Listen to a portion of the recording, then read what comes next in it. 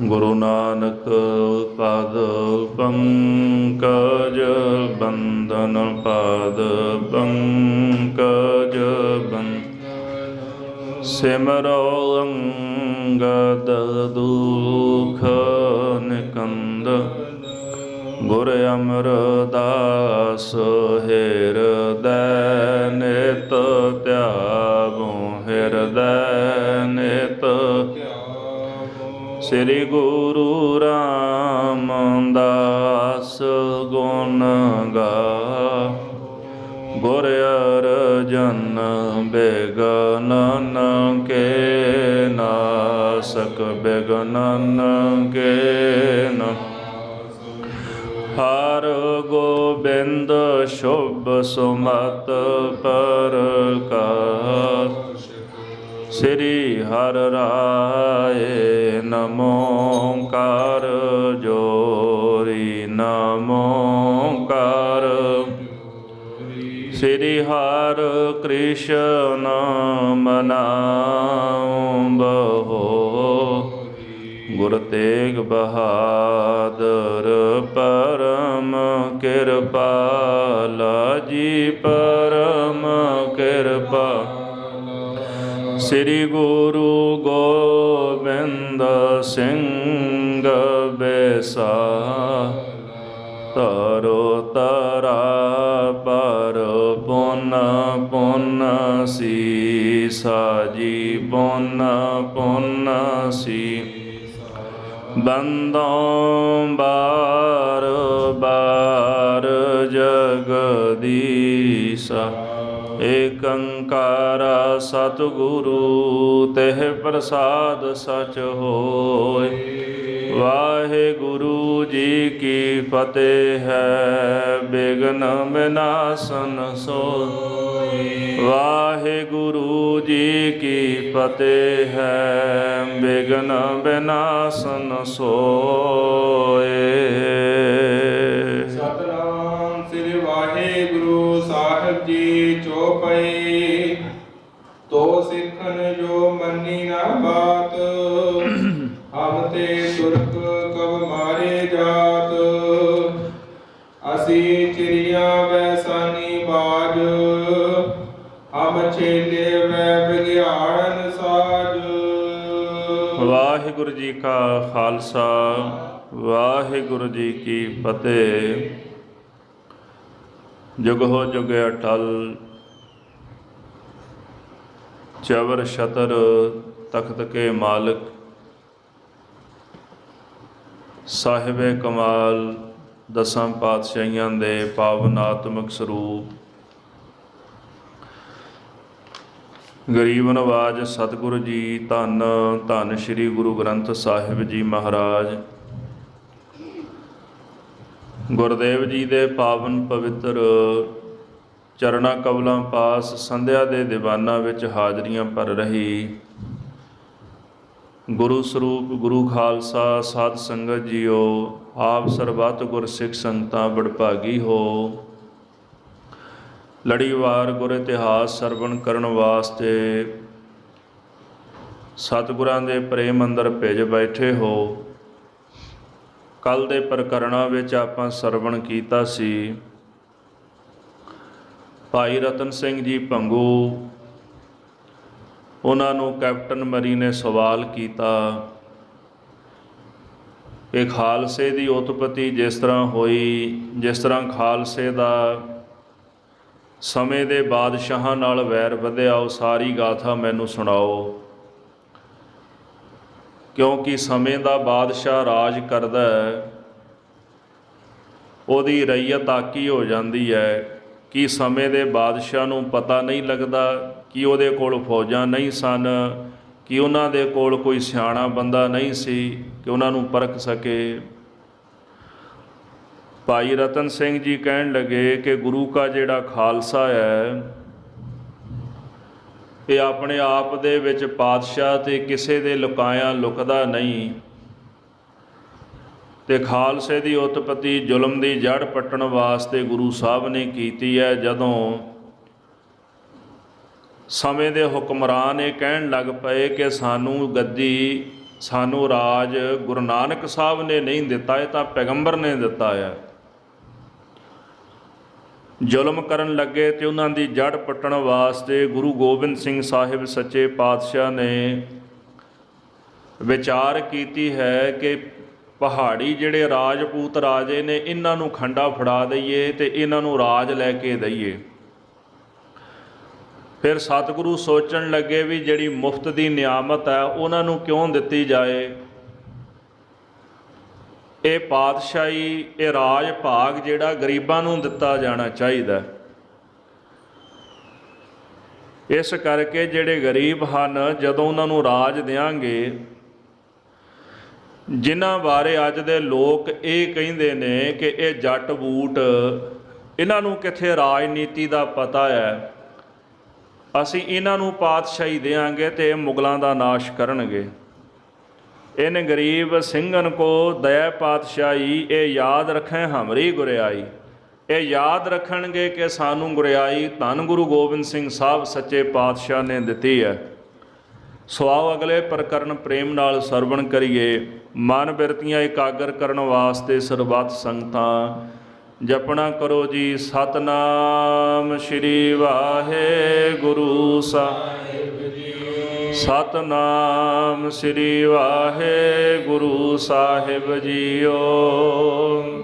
ਜੋ ਪਈ ਤੋ ਸਿੱਖਨ ਜੋ ਮੰਨੀ ਨਾ ਬਾਤ। ਗੁਰੂ ਗੋਬਿੰਦ ਸਿੰਘ ਸਾਹਿਬ ਸੱਚੇ ਪਾਤਸ਼ਾਹ ਸਿੱਖਾਂ ਨੂੰ ਕਹਿਣ ਲੱਗੇ, ਭਾਈ ਉਠੋ, ਸ਼ਸਤਰ ਪਕੜੋ ਤੇ ਮੁਗਲਾਂ ਦਾ ਸੰਘਾਰ ਕਰੋ, ਮੁਗਲਾਂ ਦਾ ਨਾਸ਼ ਕਰੋ। ਅਸੀਂ ਤੁਹਾਨੂੰ ਪਾਤਸ਼ਾਹੀ ਬਾਦਸ਼ਾਹੀ ਦੇਣਾ ਚਾਹੁੰਦੇ ਹਾਂ। ਇਹ ਬਚਨ ਸੁਣ ਕੇ ਜਿਹੜੇ ਸਿੰਘ ਸਨ ਉਹ ਕਹਿਣ ਲੱਗੇ, ਮਹਾਰਾਜ ਤੁਰਕਾਂ ਕੋਲ ਫੌਜ ਬੜੀ ਹੈ, ਉਹ ਆਪਣੀ ਜ਼ਮੀਨ ਥੋੜ੍ਹਾ ਛੱਡ ਦੇਣਗੇ ਤੇ ਨਾਲੇ ਸਾਡੇ ਪਾਸ ਇੰਨੀ ਤਾਕਤ ਸਮਰੱਥਾ ਨਹੀਂ ਕਿ ਅਸੀਂ ਤੁਰਕਾਂ ਨਾਲ ਲੜ ਸਕੀਏ। ਇਸ ਤਰ੍ਹਾਂ ਗੁਰੂ ਸਾਹਿਬ ਦੇ ਕਹੇ ਹੋਏ ਬਚਨ ਸਿੱਖਾਂ ਨੇ ਮੰਨੇ ਨਹੀਂ ਹਨ। ਹਮ ਤੇ ਤੁਰਕ ਕਉ ਮਾਰੇ ਜਾਤ। ਕਹਿਣ ਲੱਗੇ ਕਿ ਸਾਡੇ ਕੋਲੋਂ ਤੁਰਕ ਕਿਵੇਂ ਮਾਰੇ ਜਾ ਸਕਦੇ ਨੇ, ਅਸੀਂ ਤੁਰਕਾਂ ਦਾ ਸੰਘਾਰ ਕਿਵੇਂ ਕਰ ਸਕਦੇ ਹਾਂ। ਅਸੀਂ ਚਿੜੀਆਂ ਵੈ ਸਾਨੀ ਬਾਜ। ਮਹਾਰਾਜ ਅਸੀਂ ਸਿੱਖ ਤਾਂ ਚਿੜੀਆਂ ਵਾਂਗੂ ਹਾਂ, ਅਸੀਂ ਤਾਂ ਆਪ ਕੰਮਕਾਰ ਕਰਨ ਵਾਲੇ ਮਾਤੜ ਬੰਦੇ ਤੇ ਸਮੇਂ ਦੀ ਸਰਕਾਰ ਦੇ ਨਾਲ ਕਿਵੇਂ ਮੱਥਾ ਲਾ ਸਕਦੇ ਹਾਂ। ਉਹ ਬਾਜ ਵਾਂਗੂ ਨੇ, ਉਹਨਾਂ ਦੀ ਤਾਕਤ ਬਾਜ ਦੇ ਵਾਂਗੂ ਹੈ ਤੇ ਸਾਡੀ ਤਾਕਤ ਚਿੜੀਆਂ ਦੇ ਵਾਂਗੂ ਹੈ ਤੇ ਚਿੜੀ ਬਾਜ ਨਾਲ ਨਹੀਂ ਲੜ ਸਕਦੀ। ਹਮ ਛੇਲੇ ਵੈ ਬਘਿਆੜਨ ਸਾਜ। ਅਸੀਂ ਛੇਲਿਆਂ ਵਾਂਗੂ ਆ ਤੇ ਉਹਨਾਂ ਦਾ ਸਾਜ ਬਘਿਆੜਾ ਵਾਂਗੂ ਹੈ, ਉਹ ਤਾਕਤਵਾਰ ਹਨ। ਤੁਮ ਮਿਰਗਨ ਤੇ ਕਿਮ ਸ਼ੇਰ ਮਰਵਾਵੋ। ਸਤਿਗੁਰ ਜੀ ਤੁਸੀਂ ਹਰਨਾਂ ਦੇ ਕੋਲੋਂ ਕਿਵੇਂ ਸ਼ੇਰ ਮਰਾਣਾ ਚਾਹੁੰਦੇ ਹੋ। ਹਰਨ ਥੋੜਾ ਸ਼ੇਰ ਦਾ ਸ਼ਿਕਾਰ ਕਰ ਸਕਦਾ ਹੈ। ਜੇ ਕਿਤੇ ਸ਼ੇਰ ਨੂੰ ਹਰਨ ਦਿਸ ਪਿਆ ਉਹ ਤਾਂ ਖਿਲਾਰ ਦੇਗਾ ਗਰੀਬ ਨੂੰ। ਤੇ ਸਾਡਾ ਹਾਲ ਜਿਹੜਾ ਹਰਨ ਦੇ ਵਾਂਗੂ ਮ੍ਰਿਗ ਦੇ ਵਾਂਗੂ ਹੈ, ਅਸੀਂ ਸ਼ੇਰ ਨਹੀਂ ਮਾਰ ਸਕਦੇ। ਕੋ ਪਾਣੀ ਮਗਰੀ ਪਰ ਚੜਾਵੋ। ਸਤਿਗੁਰੂ ਇਹ ਗੱਲ ਤਾਂ ਇਦਾਂ ਹੋ ਗਈ ਵੀ ਜਿਹੜਾ ਲੋਤੀ ਦਾ ਪਾਣੀ ਹੈ ਨਾ ਉਹ ਪਿੱਛੇ ਚੜਾਉਣਾ। ਇਹਦਾ ਮਤਲਬ ਲੋਤੀ ਦਾ ਪਾਣੀ ਦਾ ਭਾਵ ਇਹ ਹੈ ਕਿ ਪਹਾੜਾਂ ਵਿੱਚੋਂ ਇੱਕ ਛੋਟੀ ਨਦੀ ਉਤਰਦੀ ਹੈ ਹੇਠਾਂ ਨੂੰ, ਤੇ ਕੋਈ ਆਖੇ ਵੀ ਉਹ ਪਹਾੜ ਦੀ ਛੋਟੀ ਜੀ ਨਦੀ ਦਾ ਪਾਣੀ ਅਸੀਂ ਪਿਛਾਂਹ ਨੂੰ ਮੋੜ ਦਈਏ ਤੇ ਉਹ ਮੋੜਿਆ ਨਹੀਂ ਜਾ ਸਕਦਾ। ਤੇ ਸਤਿਗੁਰੂ ਸਾਡੇ ਨਾਲ ਕੁਝ ਐਸਾ ਹੋਣ ਲੱਗਾ ਹੈ। ਤੁਸੀਂ ਚਾਹੁੰਦੇ ਹੋ ਵੀ ਲੋਤੀ ਦਾ ਪਾਣੀ ਪਿਛਾਂਹ ਚੜਾ ਦਈਏ, ਭਾਵ ਕਿ ਅਸੀਂ ਗਰੀਬ ਸਿੱਖ ਮੁਗਲਾਂ ਦੇ ਨਾਲ ਜੰਗ ਕਰੀਏ ਤੇ ਉਹਨਾਂ ਦਾ ਰਾਜ ਖੋਹ ਲਈਏ। ਇਹ ਹੋ ਨਹੀਂ ਸਕਦਾ। ਆਦ ਸਿਪਾਹੀ ਮੁਗਲ ਪਠਾਨ। ਉਹ ਤਾਂ ਮੁੱਢ ਕਦੀਮੀ ਜਿਹੜੇ ਮੁਗਲ ਪਠਾਨ ਸਿਪਾਹੀ ਨੇ, ਉਹਨਾਂ ਨੂੰ ਇਹ ਜਿਹੜਾ ਵੀਰ ਰਸ ਸਿਪਾਹੀ ਪੁਣਾ ਇਹ ਉਹਨਾਂ ਨੂੰ ਬਚਪਨ ਤੋਂ ਆਦ ਵਿੱਚ ਖਾਨਦਾਨੀ ਪ੍ਰਾਪਤ ਹੋਇਆ ਹੈ। ਜੱਟ ਬੂਟ ਨਾਹੀ ਤਰਖਾਨ। ਅਸੀਂ ਜੱਟ ਬੂਟ, ਕੋਈ ਨਾਈ ਹੈ, ਕੋਈ ਤਰਖਾਣ ਹੈ, ਕੋਈ ਘੁਮਿਆਰ ਹੈ ਤੇ ਇਸੇ ਪ੍ਰਕਾਰ ਕੋਈ ਮੰਗ ਕੇ ਮਹਾਰਾਜ ਛਕਣ ਵਾਲਾ ਹੈ। ਤੇ ਅਸੀਂ ਇੰਨੀ ਤਾਕਤ ਸਮਰੱਥਾ ਕਿੱਥੇ ਰੱਖਦੇ ਹਾਂ ਕਿ ਉਹਨਾਂ ਦਾ ਟਾਕਰਾ ਕਰ ਸਕੀਏ। ਸਭ ਜਾਤ ਕਮੀਨ। ਤੁਰਕਾਂ ਦੇ ਨਾਲ ਲੜਨ ਵਾਸਤੇ ਮਹਾਰਾਜ ਤੁਸੀਂ ਜਿਹੜੀ ਕਮੀਨ ਜਾਤ ਹੈ ਨਾ ਉਹ ਤੁਸੀਂ ਲੱਭੀ ਹੈ, ਭਾਵ ਛੋਟੇ ਲੋਕ ਜਿਨ੍ਹਾਂ ਨੂੰ ਲੋਕ ਛੋਟਾ ਕਹਿੰਦੇ ਨੇ, ਤੁਸੀਂ ਉਹ ਲੱਭੇ ਹਨ। ਤੇ ਜਾਓ ਸਭ ਸ਼ਸਤਰਹੀਨ। ਸਭ ਤੋਂ ਵੱਡੀ ਗੱਲ ਹੈ ਕਿ ਅਸੀਂ ਸ਼ਸਤਰਾਂ ਤੋਂ ਹੀਣੇ ਆ। ਸਾਡੇ ਕੋਲ ਸ਼ਸਤਰ ਕੋਈ ਨਹੀਂ ਤੇ ਲੜਨ ਦੀ ਤਾਕਤ ਵੀ ਕੋਈ ਨਹੀਂ। ਤਾਰੋ ਰਾਜਪੂਤ ਹੈ ਰਾਜੇ। ਸਤਿਗੁਰੂ ਸਭ ਤੋਂ ਵੱਡੀ ਗੱਲ ਤਾਂ ਇਹੀ ਹੈ ਵੀ ਤੁਸੀਂ ਜਾ ਕੇ ਨਾ ਜਿਹੜੇ ਰਾਜਪੂਤ ਰਾਜੇ ਨੇ ਉਹਨਾਂ ਨੂੰ ਲਲਕਾਰੋ, ਉਹਨਾਂ ਨੂੰ ਆਖੋ ਕਿ ਉਹ ਤੁਹਾਡਾ ਹੁਕਮ ਮੰਨ ਕੇ ਤੁਰਕਾਂ ਦੇ ਨਾਲ ਜੰਗ ਕਰਨ। ਤੂੰ ਸਵਾਰੈ ਤੁਮਰੋ ਕਾਜੇ। ਰਾਜਪੂਤ ਰਾਜੇ ਤਾਂ ਪਹਿਲਾਂ ਹੀ ਤਾਕਤਵਾਰ ਨੇ, ਉਹਨਾਂ ਕੋਲ ਆਪਣਾ ਰਾਜ ਭਾਗ ਵੀ ਹੈ, ਕਿਉਂਕਿ ਪਹਾੜਾਂ ਦੀਆਂ ਦੂਣਾਂ ਦੇ ਵਿੱਚ ਉਹ ਰਾਜ ਕਰਦੇ ਨੇ, 22 ਧਾਰ ਦੇ ਉਹ ਰਾਜੇ ਨੇ। ਤੇ ਜੇ ਤੁਸੀਂ ਉਹਨਾਂ ਨੂੰ ਆਖੋਗੇ ਖੰਡਾ ਫੜਾ ਦਿਓਗੇ ਤੇ ਉਹ ਤੁਹਾਡਾ ਕੰਮ ਜਿਹੜਾ ਹੈ ਜ਼ਰੂਰ ਸਵਾਰ ਦੇਣਗੇ। ਦੋਹਿਰਾ ਤੋ ਸ੍ਰੀ ਸਤਿਗੁਰ ਸੋਚਿਓ ਕਇਆ ਯਹ ਸਿੱਖਨ ਕੀਨ। ਗੁਰੂ ਗੋਬਿੰਦ ਸਿੰਘ ਸਾਹਿਬ ਸੱਚੇ ਪਾਤਸ਼ਾਹ ਮਨ ਵਿੱਚ ਵਿਚਾਰ ਕਰਨ ਲੱਗੇ ਵੀ ਆਹ ਸਿੱਖਾਂ ਨੇ ਕੀ ਸੋਚ ਲਿਆ ਹੈ। ਹਮ ਚਹਿ ਦੇ ਪਾਤਸ਼ਾਹੀ ਸਿੱਖਨ ਉਨਨੇ ਨਾਹੀ ਨਾਹੀ ਕੀਨ। ਅਸੀਂ ਇਹਨਾਂ ਨੂੰ ਪਾਤਸ਼ਾਹੀ ਦੇਣਾ ਚਾਹੁੰਦੇ ਆ, ਇਹ ਨਾ ਕਰੀ ਜਾਂਦੇ ਨੇ। ਅਸੀਂ ਕਹਿੰਦੇ ਆ ਵੀ ਤੁਹਾਨੂੰ ਪਾਤਸ਼ਾਹ ਬਣਾ ਦਈਏ, ਹਿੰਦੁਸਤਾਨ ਦਾ ਰਾਜ ਭਾਗ ਤੁਹਾਨੂੰ ਦੇ ਦਈਏ, ਤੇ ਤੁਸੀਂ ਨਾ ਕਰਦੇ ਹੋ, ਮਨਾ ਕਰਨ ਲੱਗ ਪਏ ਹੋ। ਜੋ ਪਈ ਉਤੋ ਗੁਰੂ ਸ਼੍ਰੀ ਜਾਣੀ ਜਾਣ। ਘਟ ਕੇ ਅੰਤਰ ਕੀ ਜਾਣਤ, ਭਲੇ ਬੁਰੇ ਕੀ ਪੀਰ ਪਛਾਨਤ। ਧੰਨ ਗੁਰੂ ਗੋਬਿੰਦ ਸਿੰਘ ਸਾਹਿਬ ਜੀ ਮਹਾਰਾਜ ਜਾਣੀ ਜਾਣ ਸਨ, ਸਿੰਘਾਂ ਦੇ ਅੰਦਰ ਦੀ ਭਾਵਨਾ ਨੂੰ ਸਮਝ ਗਏ ਹਨ। ਸਭੀ ਵਿਧੀ ਗੁਰੂ ਲਈ ਪਛਾਣ। ਸਤਿਗੁਰਾਂ ਨੇ ਸਿੰਘਾਂ ਦੇ ਅੰਦਰ ਦੀ ਸਾਰੀ ਵਿਧ ਨੂੰ ਜਾਣ ਲਿਆ ਹੈ। ਚਰਨ ਪੌਲ ਹੈ ਸ਼ਾਂਤ ਸਰੂਪ। ਸਤਿਗੁਰੂ ਵਿਚਾਰਨ ਲੱਗੇ ਵੀ ਇਹਨਾਂ ਨੇ ਨਾ ਚਰਨ ਪਾਹੁਲ ਪ੍ਰਾਪਤ ਕੀਤੀ ਹੈ, ਇਹ ਸ਼ਾਂਤ ਸਰੂਪ ਨੇ। ਚਰਨ ਧੋਏ ਰਹਿਰਾਸ ਕਰ, ਚਰਨਾ ਅੰਮ੍ਰਿਤ ਸਿੱਖਾਂ ਪਿਲਾਇਆ। ਭਾਈ ਗੁਰਦਾਸ ਜੀ ਲਿਖਦੇ ਨੇ ਗੁਰੂ ਨਾਨਕ ਸਾਹਿਬ ਜੀ ਤੋਂ ਇਹ ਮਰਿਆਦਾ ਗੁਰੂ ਘਰ ਵਿੱਚ ਚੱਲੀ ਆਉਂਦੀ ਸੀ ਕਿ ਜਦੋਂ ਵੀ ਕੋਈ ਸਿੱਖ ਆਉਂਦਾ ਸੀ ਮਹਾਰਾਜ ਦੇ ਕੋਲ ਤੇ ਹਜ਼ੂਰ ਆਪਣੇ ਪਾਵਨ ਪਵਿੱਤਰ ਚਰਨ ਕਮਲ ਧੋ ਕਰਕੇ ਤੇ ਜਿਹੜਾ ਉਹ ਅੰਮ੍ਰਿਤ ਸੀ ਉਹਨਾਂ ਨੂੰ ਛਕਾਉਂਦੇ ਸਨ। ਚਰਨ ਧੋਏ ਰਹਿਰਾਸ ਕਰ, ਚਰਨਾ ਅੰਮ੍ਰਿਤ ਸਿੱਖਾਂ ਪਿਲਾਇਆ। ਮਹਾਰਾਜ ਨੇ ਆਪਣਾ ਚਰਨ ਅੰਮ੍ਰਿਤ ਸਿੱਖਾਂ ਨੂੰ ਪਿਲਾਇਆ। ਇਹ ਵਿਧੀ ਵਿਧਾਨ ਸੀ ਉਦੋਂ ਸਿੱਖ ਬਣਾਉਣ ਦਾ। ਤੇ ਬਾਅਦ ਵਿੱਚ ਇਹ ਵਿਧੀ ਵਿਧਾਨ ਇਸ ਤਰ੍ਹਾਂ ਹੋ ਗਿਆ ਕਿ ਚਰਨ ਦਾ ਜਿਹੜਾ ਅੰਗੂਠਾ ਸੀ ਉਹਨੂੰ ਧੋ ਕੇ ਤੇ ਉਹ ਚਰਨਾ ਅੰਮ੍ਰਿਤ ਸਿੱਖਾਂ ਨੂੰ ਪਿਲਾਉਂਦੇ ਸਨ। ਤੇ ਸਤਿਗੁਰੂ ਜੀ ਸੋਚਣ ਲੱਗੇ ਵੀ ਇਸ ਕਰਕੇ ਸਿੱਖ ਨਾ ਸ਼ਾਂਤ ਸਰੂਪ ਨੇ, ਕਿਉਂਕਿ ਇਹਨਾਂ ਨੇ ਸਤਿਗੁਰੂ ਸਾਹਿਬ ਜੀ ਦੇ ਪਾਵਨ ਚਰਨਾ ਕਮਲਾਂ ਦੀ ਜਿਹੜੀ ਚਰਨਾਮ੍ਰਿਤ ਪਾਹੁਲ ਹੈ ਉਹ ਪ੍ਰਾਪਤ ਕੀਤੀ ਹੈ। ਤੇਜ ਨਾਹੀ ਯਹ ਮਾਹੇ ਅਨੂਪ। ਇਹਨਾਂ ਦੇ ਵਿੱਚ ਉਪਮਾ ਤੋਂ ਰਹਿਤ ਜਿਹੜਾ ਤੇਜ ਪ੍ਰਤਾਪ ਹੈ ਨਾ ਉਹ ਹੈ ਨਹੀਂ, ਸ਼ਾਂਤੀ ਸਰੂਪ ਨੇ। ਤੇ ਤੁਰਕਾਂ ਨਾਲ ਲੜਨ ਵਾਸਤੇ ਮੈਨੂੰ ਤੇਜ ਧਾਰੀ ਸਿੱਖ ਚਾਹੀਦੇ ਨੇ ਜਿਹੜਾ ਉਹਨਾਂ ਦਾ ਮੁਕਾਬਲਾ ਕਰ ਸਕਣ। ਸੇਲੀ ਟੋਪੀ ਸਿਰ ਤਰੈ ਦਾਸੈ ਨਾਮ ਕਹਾਏ। ਇਸ ਤਰ੍ਹਾਂ ਕੁਝ ਸਿੱਖ ਸੇਲੀ ਤੇ ਟੋਪੀ ਆਦਿਕ ਜਿਹੜੀ ਆ ਉਹ ਧਾਰਨ ਕਰਦੇ ਨੇ ਤੇ ਆਪਣੇ ਆਪ ਨੂੰ ਦਾਸ ਕਹਾਉਂਦੇ ਨੇ ਵੀ ਅਸੀਂ ਸੇਵਕ ਆ, ਅਸੀਂ ਦਾਸ ਹਾਂ। ਤੇ ਦਇਆ ਮਦ ਰੂਪ ਬਹੁ ਇਮਨੈ ਸ਼ਸਤਰ ਫੜਾਏ। ਅਸਲ ਕਾਰਨ ਇਹ ਹੈ ਵੀ ਇਹਨਾਂ ਵਿੱਚ ਦਇਆ ਬਹੁਤ ਜ਼ਿਆਦੀ ਹੈ, ਇਹ ਦਇਆ ਦੇ ਧਾਰਨੀ ਨੇ। ਇਸ ਤਰ੍ਹਾਂ ਨਹੀਂ ਇਹਨਾਂ ਨੂੰ ਸ਼ਸਤਰ ਫੜਾਇਆ ਜਾ ਸਕਦਾ, ਇਸ ਤਰ੍ਹਾਂ ਇਹ ਤੁਰਕਾਂ ਦਾ ਮੁਕਾਬਲਾ ਨਹੀਂ ਕਰ ਸਕਣਗੇ। ਹੁਣ ਸਮਾਂ ਆ ਗਿਆ ਕਿ ਸਿੱਖਾਂ ਦਾ ਜਿਹੜਾ ਸਰੂਪ ਹੈ ਉਹਨੂੰ ਪਲਟਾ ਦਿੱਤਾ ਜਾਏ, ਬਦਲ ਦਿੱਤਾ ਜਾਏ।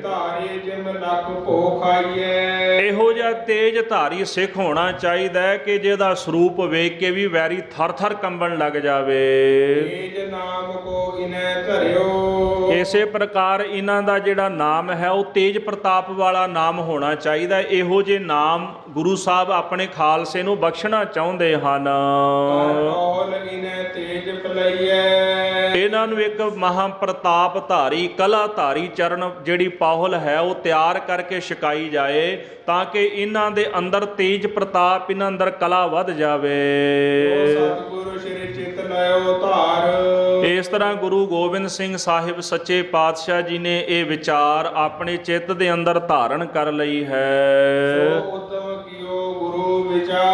ਵਿਚਾਰ ਕਰਕੇ ਕਲਗੀਧਰ ਜੀ ਨੇ ਉਦਮ ਕੀਤਾ ਹੈ ਕਿ ਖਾਲਸਾ ਪੰਥ ਸਜਾ ਦਿੱਤਾ ਜਾਵੇ। ਸਾਧ ਸੰਗਤ ਜੀ, ਸਤਿਗੁਰੂ ਚਾਹੁੰਦੇ ਨੇ ਕਿ ਮੇਰੇ ਸਿੰਘ ਛਤਰੀ ਰੂਪ ਵਿੱਚ, ਯੋਧਿਆਂ ਦੇ ਰੂਪ ਵਿੱਚ ਹੋਣ ਤੇ ਵੇਖਣ ਵਿੱਚ ਸੋਹਣੇ ਸੁੰਦਰ ਲੱਗਣ। ਬਾਂਦੇ ਭਾਗੇ। ਇਹਨਾਂ ਦੇ ਸੀਸ ਦੇ ਉੱਪਰ ਕੇਸ ਹੋਵਣ ਤੇ ਕੇਸਾਂ ਦੇ ਉੱਪਰ ਦਸਤਾਰ ਦਮਾਲੇ ਆਦਿਕ ਬੰਨੇ ਹੋਵਣ ਤੇ ਵੇਖਣ ਵਿੱਚ ਇਉਂ ਲੱਗਣ ਜਿਵੇਂ ਬਾਦਸ਼ਾਹ ਹੋਵਣ। ਨਾਮ ਸਿੰਘ ਹੋਤੋ ਛਤਰਨ ਕੇਰੋ। ਇਸ ਤੋਂ ਪਹਿਲਾਂ ਵੀ ਕੁਝ ਜਿਹੜੇ ਰਾਜਪੂਤ ਰਾਜੇ ਸਨ ਉਹਨਾਂ ਦੇ ਨਾਮ ਦੇ ਨਾਲ ਸਿੰਘ ਸ਼ਬਦ ਲੱਗਦਾ ਸੀ, ਜਿਵੇਂ ਰਾਜਾ ਮਾਨ ਸਿੰਘ, ਰਾਜਾ ਜੈ ਸਿੰਘ।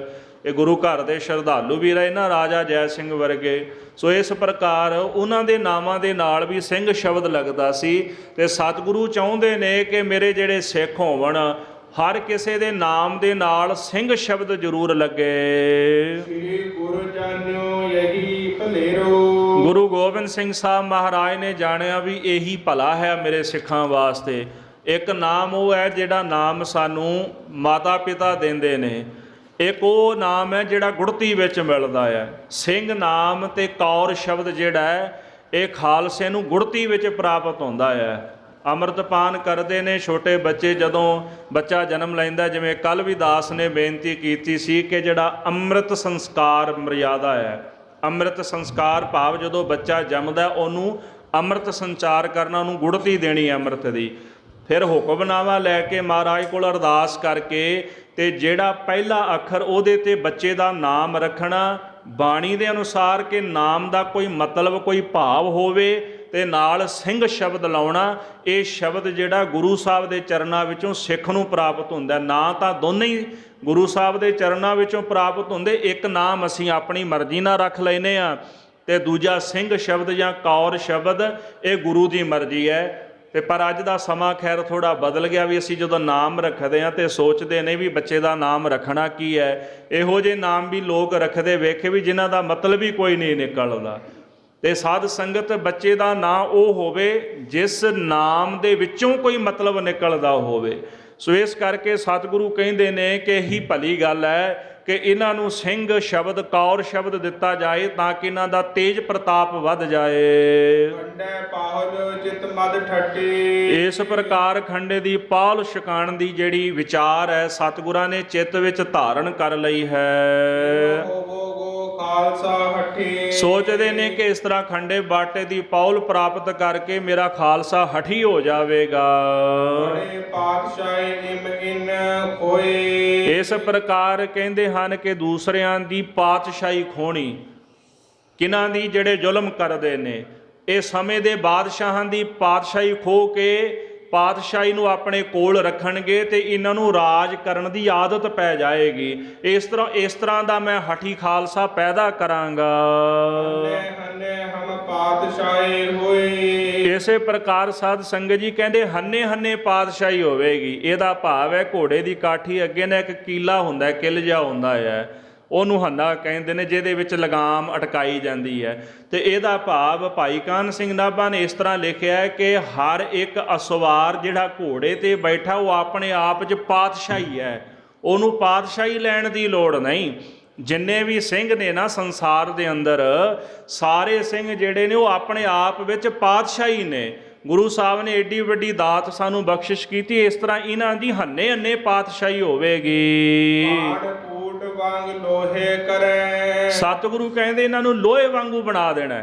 ਪਹਿਲਾਂ ਵੇਖੋ ਲੋਹਾ ਜਿਹੜਾ ਉਹਨੂੰ ਪਿੰਗਲਾਇਆ ਜਾਂਦਾ ਅੱਗ ਵਿੱਚ ਪਾ ਕੇ, ਫਿਰ ਉਹਨੂੰ ਕੁੱਟਿਆ ਜਾਂਦਾ ਹੈ, ਕੁੱਟ ਕੇ ਫਿਰ ਉਹ ਸ਼ਸਤਰ ਬਣਦਾ ਤੇ ਉਹੀ ਸ਼ਸਤਰ ਕੱਟਣ ਵੱਢਣ ਦੇ ਕੰਮ ਆਉਂਦਾ। ਪਹਿਲਾਂ ਇੰਨਾ ਕੁਝ ਸਹਿੰਦਾ ਹੈ, ਫਿਰ ਮੁੜ ਕੇ ਆਪ ਵੱਢਣ ਦੇ ਕੰਮ ਆਉਂਦਾ ਹੈ। ਤੇ ਮੇਰਾ ਖਾਲਸਾ ਜਿਹੜਾ ਲੋਹੇ ਦੇ ਵਾਂਗੂ ਕਰਾਰਾ ਹੋਵੇਗਾ, ਜਿਹੜਾ ਦੁਸ਼ਟਾਂ ਦਾ ਘਾਤ ਕਰੇਗਾ। ਖੰਡੇ ਪਾਹੁਲ ਪੀ ਖੰਡਿਓ ਨਾ ਡਰੇ। ਜਦੋਂ ਖੰਡੇ ਦੀ ਪਾਹੁਲ ਪ੍ਰਾਪਤ ਕਰ ਲੈਣਗੇ, ਟੁਕੜੇ ਟੁਕੜੇ ਹੋ ਜਾਣਗੇ ਪਰ ਪਿੱਛੇ ਨਹੀਂ ਹਟਣਗੇ। ਪੁਰਜਾ ਪੁਰਜਾ ਕੱਟ ਮਰੇ ਕਬਹੂ ਨਾ ਛਾੜੈ ਖੇਤ। ਬਾਬਾ ਦੀਪ ਸਿੰਘ ਜੀ ਸੀਸ ਧੜ ਦੇ ਨਾਲੋਂ ਜੁਦਾ ਹੋ ਗਿਆ, ਫਿਰ ਵੀ ਮੈਦਾਨੇ ਜੰਗ ਵਿੱਚੋਂ ਪਿੱਛੇ ਨਹੀਂ ਹਟੇ। ਤੇ ਇੱਕ ਬਚਨ ਪੜ੍ਹਨ ਨੂੰ ਪ੍ਰਾਪਤ ਹੋਇਆ ਕਿ ਸਾਹਿਬਜ਼ਾਦਾ ਬਾਬਾ ਅਜੀਤ ਸਿੰਘ ਜੀ ਦੀ ਛਾਤੀ ਦੇ ਵਿੱਚ, ਸਰੀਰ ਵਿੱਚ ਉਹਨਾਂ ਦੇ 392 ਤੀਰ ਵੱਜੇ। ਜਦੋਂ ਉਹਨਾਂ ਦੀ ਸ਼ਹਾਦਤ ਹੋਈ, ਮੁਗਲਾਂ ਨੂੰ ਪਤਾ ਲੱਗ ਗਿਆ ਵੀ ਗੁਰੂ ਦਾ ਪੁੱਤਰ ਆ ਗਿਆ ਤੇ ਟੁੱਟ ਕੇ ਪੈ ਗਏ ਸਾਹਿਬਜ਼ਾਦੇ ਉੱਪਰ ਤੇ ਤੀਰਾਂ ਦੀ ਵਿਛਾੜ ਕਰ ਦਿੱਤੀ। 392 ਕਹਿਣੇ ਸੌਖੇ ਨੇ, ਇਹ ਹੁੰਦਾ ਪੁਰਜਾ ਪੁਰਜਾ ਕੱਟ ਮਰੇ ਕਬੂ ਨਾ ਛਾੜੈ ਖੇਤ। ਤੇ ਸਤਿਗੁਰੂ ਕਹਿੰਦੇ ਖੰਡੇ ਦੀ ਪਾਹੁਲ ਛਕ ਕੇ ਨਾ ਏਡੇ ਬਲਵਾਨ ਹੋ ਜਾਣਗੇ ਕਿ ਟੁਕੜੇ ਟੁਕੜੇ ਹੋ ਜਾਣਗੇ ਤੇ ਮੈਦਾਨੇ ਜੰਗ ਵਿੱਚੋਂ ਪਿੱਛੇ ਨਹੀਂ ਹਟਣਗੇ।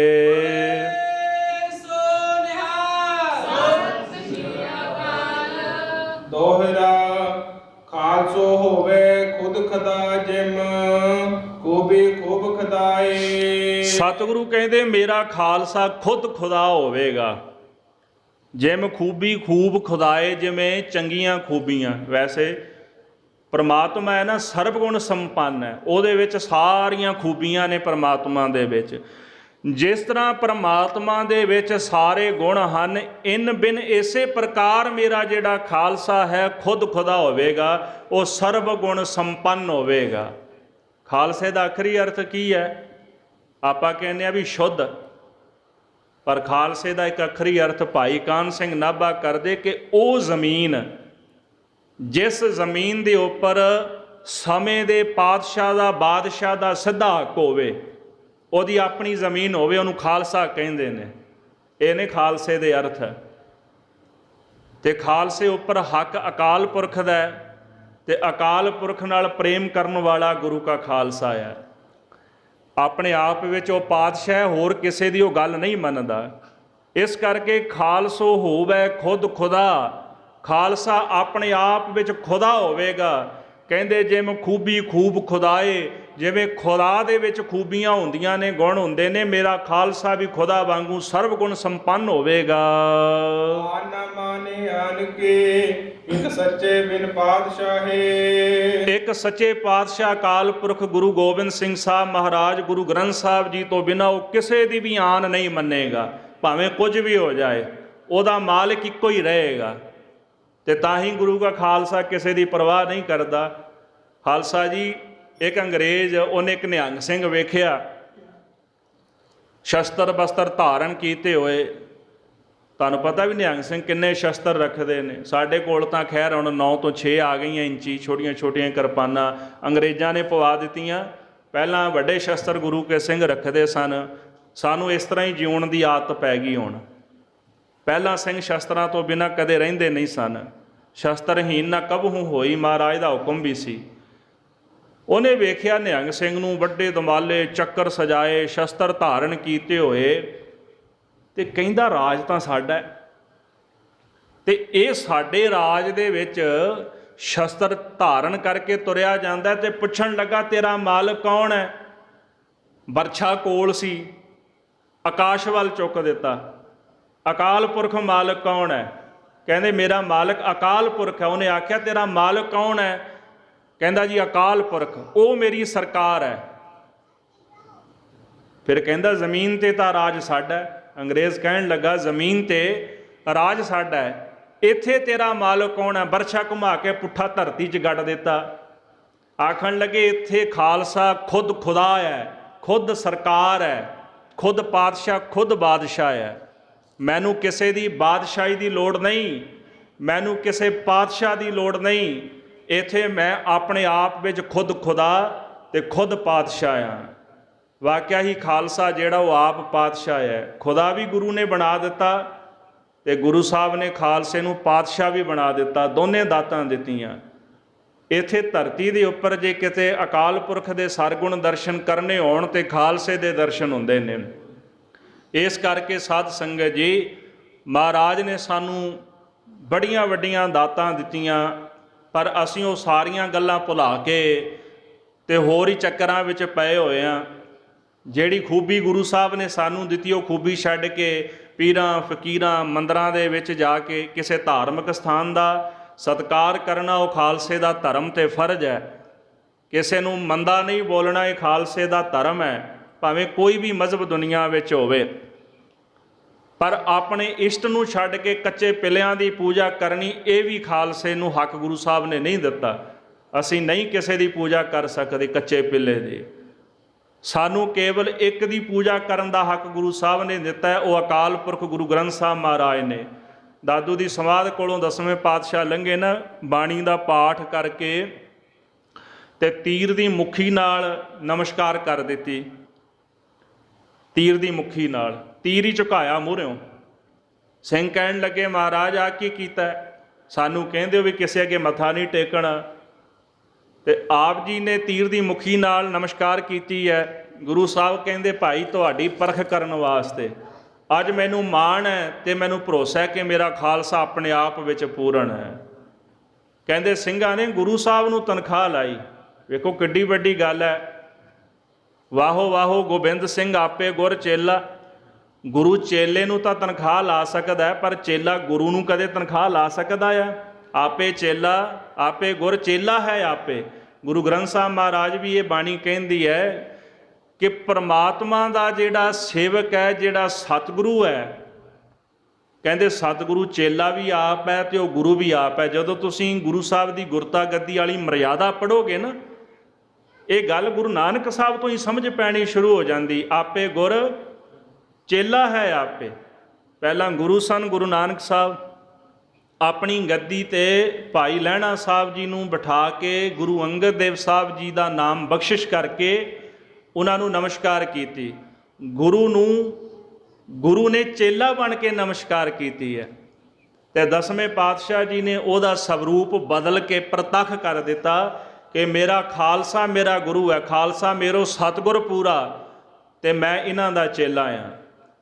ਦੁਨੀਆ ਦੇ ਵਿੱਚ ਆਪਣਾ ਸਰੂਪ ਅੱਜ ਤੱਕ ਕਿਸੇ ਵੀ ਪੈਗੰਬਰ ਨੇ ਆਪਣੇ ਚੇਲਿਆਂ ਨੂੰ ਨਹੀਂ ਦਿੱਤਾ, ਜਿਹੜਾ ਸਰੂਪ 10ਵੇਂ ਪਾਤਸ਼ਾਹ ਨੇ ਆਪਣੇ ਖਾਲਸੇ ਨੂੰ ਬਖਸ਼ ਦਿੱਤਾ। ਇਸ ਕਰਕੇ ਖਾਲਸਾ ਖੁਦ ਖੁਦਾ ਹੈ ਤੇ ਇੱਕ ਸੱਚੇ ਅਕਾਲ ਪੁਰਖ ਤੋਂ ਬਿਨਾਂ ਕਿਸੇ ਦੀ ਈਨ ਨਹੀਂ ਮੰਨਦਾ। ਚੋਪਈ ਭੂਤ ਪ੍ਰੇਤ ਉਹ ਮੜੀ ਮਸਾਨ। ਭੂਤਾਂ ਪ੍ਰੇਤਾਂ ਨੂੰ ਪੂਜਣਾ, ਮੜੀਆਂ ਨੂੰ ਪੂਜੀ ਜਾਣਾ ਤੇ ਜਾ ਕਰਕੇ ਮਸਾਣਾ ਆਦਿਕ ਦੀ ਪੂਜਾ ਕਰਨੀ। ਮਹਿਮਾਨੇ ਵਹਿ ਗੂਗੋ ਸੁਲਤਾਨ। ਗੁੱਗਾ ਤੇ ਸੁਲਤਾਨ ਹੋ ਗਿਆ, ਸਖੀ ਸਰਵਰ ਆਦਿਕ, ਇਹਨਾਂ ਨੂੰ ਖਾਲਸਾ ਕਦੇ ਨਹੀਂ ਮੰਨਦਾ। ਜਾਗਤ ਜੋਤ ਜਪੈ ਨਿਸੁਬਾਸੁਰ ਏਕ ਬਿਨਾ ਮਨ ਨੈਕ ਨ ਆਨੈ। ਪੂਰਨ ਪ੍ਰੇਮ ਪ੍ਰਤੀਤ ਸਜੈ ਬ੍ਰਤ ਗੌਰ ਬੜੀ ਮਠ ਭੂਲ ਨਾ ਮੰਨੈ। ਭੁੱਲ ਕੇ ਵੀ ਨਹੀਂ ਮੰਨਦਾ। ਨਾ ਗੁੱਗੇ ਨੂੰ ਮੰਨੇ, ਨਾ ਮੜੀ ਨੂੰ ਮੰਨੇ, ਨਾ ਮੱਠ ਨੂੰ ਮੰਨੇ, ਨਾ ਮਸਾਣ ਨੂੰ ਮੰਨੇ। ਦਾਸ ਨੇ ਪਿੱਛੇ ਵੀ ਬੇਨਤੀ ਕੀਤੀ ਹੈ ਕਿ ਇਹਨਾਂ ਨੂੰ ਪੂਜਾਂਗੇ ਤੇ ਅਧੂਰੇ ਰਹਿ ਜਾਵਾਂਗੇ ਤੇ ਗੁਰੂ ਘਰ ਵਿੱਚੋਂ ਖੁਸ਼ੀਆਂ ਨਹੀਂ ਮਿਲਣਗੀਆਂ। ਸਿੱਖ ਵੀ ਬਣ ਗਏ ਤੇ ਨਾਲ ਗੁੱਗਾ ਵੀ ਪੂਜੀ ਗਏ। ਆ ਜਿਵੇਂ ਇੱਕ ਦੁਕਾਨ ਤੇ ਕਈ ਫੋਟੋਆਂ ਲੱਗੀਆਂ ਸਨ, ਕਈ ਫੋਟੋਆਂ ਲਾਈ ਫਿਰਦਾ ਸੀ ਸਾਰਿਆਂ ਦੀਆਂ, ਦੇਵੀ ਦੇਵਤੇ ਜੋ ਵੀ ਹੈ ਸੀ, ਵਿਚਾਰੇ ਨੇ ਜਿੱਥੋਂ ਜਿਹੜੀ ਮਿਲੀ ਲਾ ਲਈ। ਮੈਂ ਪੁੱਛਿਆ ਵੀ ਇੰਨੀਆਂ ਫੋਟੋਆਂ ਇੱਕ ਅੱਧਾ ਹੀ ਲਾ ਲੈ, ਵੀ ਇੱਕ ਤੇ ਭਰੋਸਾ ਰੱਖ ਲੈ। ਕਹਿੰਦਾ ਚਲੋ ਕੋਈ ਮੰਨ ਜਾਏਗਾ, ਆਪਾਂ ਨੂੰ ਕੀ ਹੈ, ਉਹੀ ਤਾਂ ਮੰਨੇਗਾ ਇਹਨਾਂ ਵਿੱਚੋਂ। ਸਾਡੀ ਹਾਲਤ ਇੱਦਾਂ ਦੀ ਹੋ ਗਈ, ਚਲੋ ਗੁਰਦੁਆਰੇ ਨਹੀਂ ਮਿਲਿਆ ਤੇ ਫਲਾਣੇ ਬਾਬੇ ਕੋ ਚੱਲੋ, ਉਥੋਂ ਨਹੀਂ ਮਿਲਿਆ ਜੀ ਫਲਾਣੇ ਕੋ ਚੱਲੋ, ਫਲਾਣੀ ਦੇਵੀ ਦੇ ਮੰਦਿਰ ਚੱਲੋ, ਗੂਗੇ ਕੋਲ ਚੱਲੋ, ਕਿਸੇ ਪੰਡਤ ਕੋਲ ਚੱਲੋ, ਕਿਸੇ ਮਲਾਣੇ ਕੋਲ ਚੱਲੋ। ਇਹੋ ਜਿਹੀ ਬਿਰਤੀ ਅਸੀਂ ਬਣਾ ਬੈਠੇ। ਸਾਚੇ ਸਾਹਿਬਾ ਕਿਆ ਨਾਹੀਂ ਘਰ ਤੇਰਾ। ਲੋਕ ਕਹਿੰਦੇ ਨੇ ਸਾਡਾ ਗੁਰੂ ਵੀ ਗੁਰੂ ਗ੍ਰੰਥ ਸਾਹਿਬ ਹੈ, ਅਸੀਂ ਇਹਨੂੰ ਮੱਥਾ ਟੇਕਦੇ ਹਾਂ।